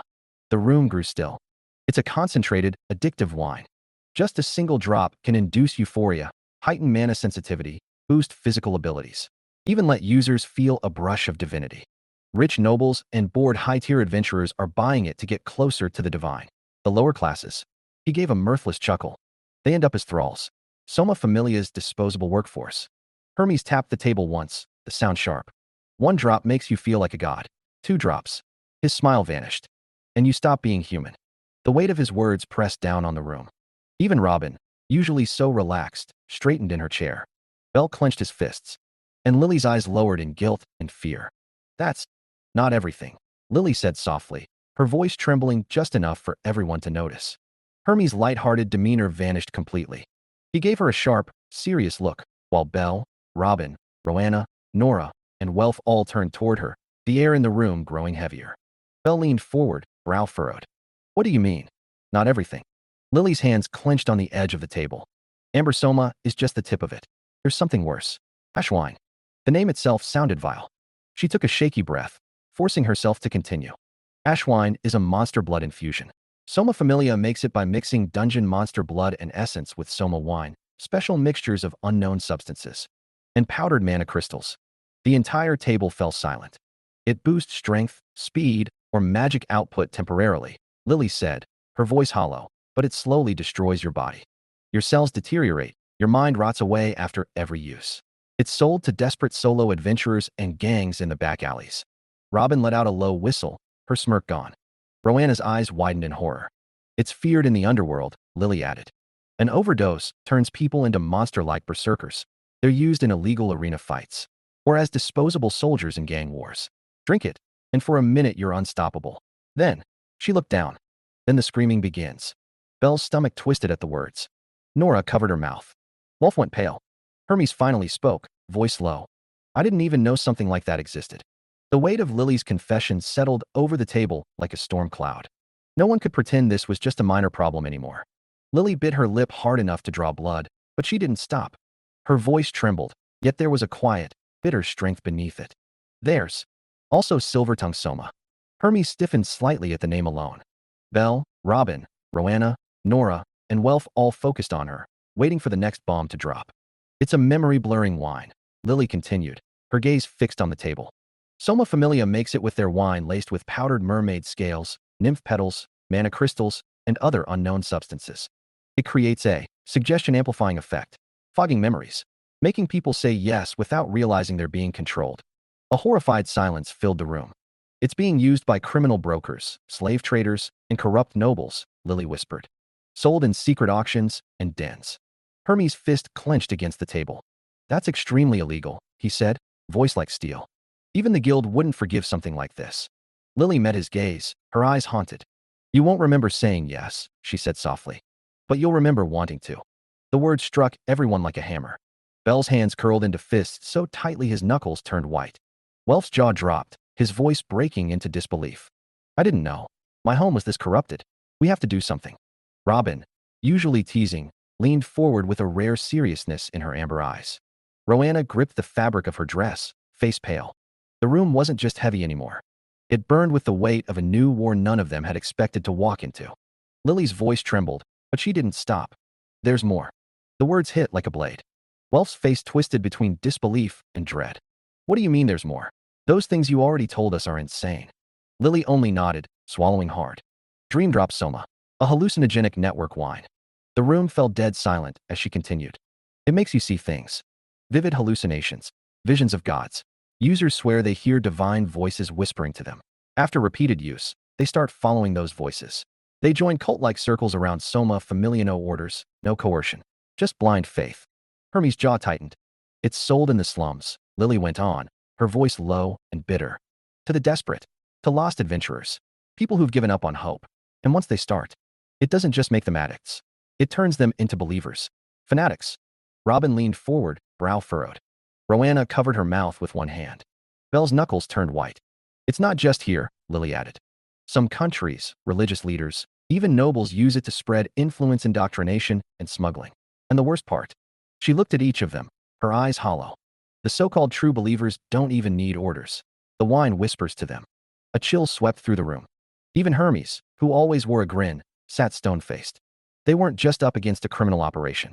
This was something far darker. Something already growing like a disease in the heart of Oreo. Lily's hands trembled slightly, but her voice was cold when she spoke next. And the most dangerous of all eclipsed soma. The name alone made everyone tense. Hermes' grin was long gone, replaced by a grim frown. It's a forbidden alchemy wine, Lily continued, each word sinking heavier than the last. Created by Soma Familia, brewed using a black variant with a secret alchemical formula. Drinking it creates a permanent dependency. It doesn't just make you addicted, it binds your fauna itself. Everyone at the table stiffened. It alters the fauna slightly, Lily explained, linking the user's mana signature to the substance. If they stop drinking it, their fauna destabilizes. Or their body breaks down. Rowena gasped softly, hand over her chest. It causes withdrawal that can kill, Lily said, voice almost shaking. But in return it enhances everything temporarily: strength, magic, reflexes, intelligence, endurance, durability, even magic resistance. Monstrously. Hermes cursed under his breath. It's distributed strategically, Lily pressed on. Not to just anyone, to select people only. Adventurers, underworld figures, kings, nobles, major officials. It's not just a drug, it's a leash. A leash people drink themselves. The room went silent. Belle felt something heavy twist in his stomach. Robin's usual grin was gone, replaced with a dangerous stillness. Wolf clenched his fists, furious. Rowena looked ill. Hermes leaned back, voice low. That explains a lot of things. Everyone was both flabbergasted and disgusted. This wasn't just a black market drug ring. It was a network of invisible chains controlling the powerful, corrupting the weak, and spreading like poison through Orario's veins. And now, they were entangled in it. Belle shot up from his seat, the wooden chair scraping harshly against the floor. The sheer force of his movement startled everyone at the table. His crimson eyes burned, not with uncertainty, but with rage barely contained. Robin, Rowena, we have to go. His voice carried a weight that silenced the room. Robin blinked, but a slow, dangerous smile curled on her lips. Rowena looked surprised, then nodded hesitantly, sensing the fire in Belle's tone. W8, where are you going? Wolf asked, rising slightly from his seat. He'd never seen Belle like this before, so resolute, so furious. Belle strode toward the kitchen that connected to the storage room, the sound of his boots echoing. Just before he disappeared behind the door, he turned back to Welf, his face hard. To make preparations. He paused, then looked at Hermes directly, the kind of gaze that left no room for argument. Hermes, please take care of Lily, Nora, and Welf for a moment. I'll be back. Hermes raised his brows at the sudden authority in Belle's voice, but gave a sharp nod. Got it, rookie. Just don't do anything too stupid. Lily and Nora exchanged worried glances. They'd seen Belle determined before, but this was different. This was Belle on the verge of war. Robin stood, cracking her knuckles. Guess the party's moving. Rowena followed silently, her healer's heart conflicted, but her loyalty already forming. Belle didn't look back. He didn't need to. The storm had already started. Seer was wiping the counter absent-mindedly, the soft chatter of the tavern filling the air, when the kitchen door suddenly burst open. Belle, Robin, and Rowena stepped out in a swift, coordinated stride that made Seer blink in surprise. Belle. Seer called out, brows furrowing. Why are you coming from the kitchen? Belle turned his head toward her with a small, almost apologetic smile. It was gentle, warm even, but beneath it, there was a tension Seer wasn't used to seeing on his face. His crimson eyes were sharp, focused. Before she could ask more, he kept walking, Robin at his right, Roanna just behind them. The atmosphere around the three was different, tight, focused, dangerous.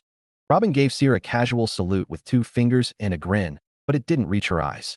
Roanna offered a polite nod, still quiet but clearly tense. Belle, Seer repeated softly, feeling something heavy in her chest. He didn't answer this time. He just met her eyes one last time with that same small smile, not carefree, but determined. Then he pushed open the tavern doors. The trio stepped into the bustling streets of Oreo, their figures disappearing into the daylight. Seer stood behind the counter, frozen for a heartbeat. Her smile faltered. Belle, she whispered to herself, unease settling like a shadow in her chest. The door to their new home swung open with a bang, startling Hecate where she lounged on the couch, a half-empty bottle still in hand. Her violet eyes blinked sluggishly, alcohol fogging her sharp mind until she saw Belle's expression. He wasn't flustered. He wasn't shy. He was dead serious. Belle strode straight up to her, stopping just short of the coffee table. His voice cut through the air, steady and determined. I need your help, goddess. Hecate tilted her head, frowning. She'd seen Belle tired, eager, even scared. But never this. What is it? She asked, her drunken drawl softening as unease crept in. I need the book, Belle said firmly. To summon another hero. Her brows furrowed immediately. What do you mean you need to summon another one? She said, sitting up a little. You just summoned Roanna a couple of days ago. But the look in his crimson eyes wasn't up for debate. It wasn't a request. It was resolve. The lazy mask slipped from Hecate's face, replaced by something sharper. She sighed, running a hand through her hair. TCH, fine. Without another word, the goddess stood, bottle forgotten, and prepared to do what Belle asked. Something told her. This wasn't just another summon. The cellar rumbled with the surge of raw power.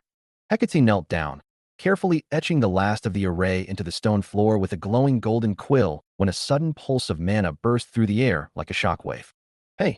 Hecate snapped her head up just in time to see Belle floating a few feet off the ground, arms wide, eyes glowing faintly. The summoning book hovered in front of him, pages flipping on their own in a blur, as if guided by something beyond mortal understanding. Kid, don't start yet. I'm still inscribing the array. Hecate shouted, but her voice was nearly drowned out by the roaring wind swirling around him. Belle didn't seem to hear her.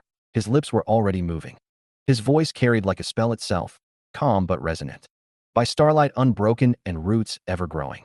By the will of the forest and the silence of the night. I open the path between breath and branch. Keeper of verdant wisdom, descend through the living wind and take form. Through the blood, the conduit speaks. Through my will, the gate opens. The mana exploded outward, the wind strong enough to rattle the cellar walls. Crates toppled. Candles flickered out. Robin shielded her face with one arm, shouting something, but her words were lost in the storm. Roanna clutched her staff, wide-eyed, her healer's instincts screaming at the dangerous intensity of the summoning.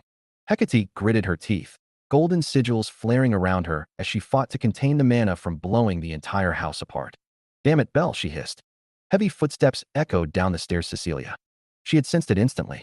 The moment she saw Belle floating in the center of the roaring wind, her calm expression faltered. Belle, she whispered, crimson eyes tightening with worry. Thank you for listening. I truly appreciate your time and support.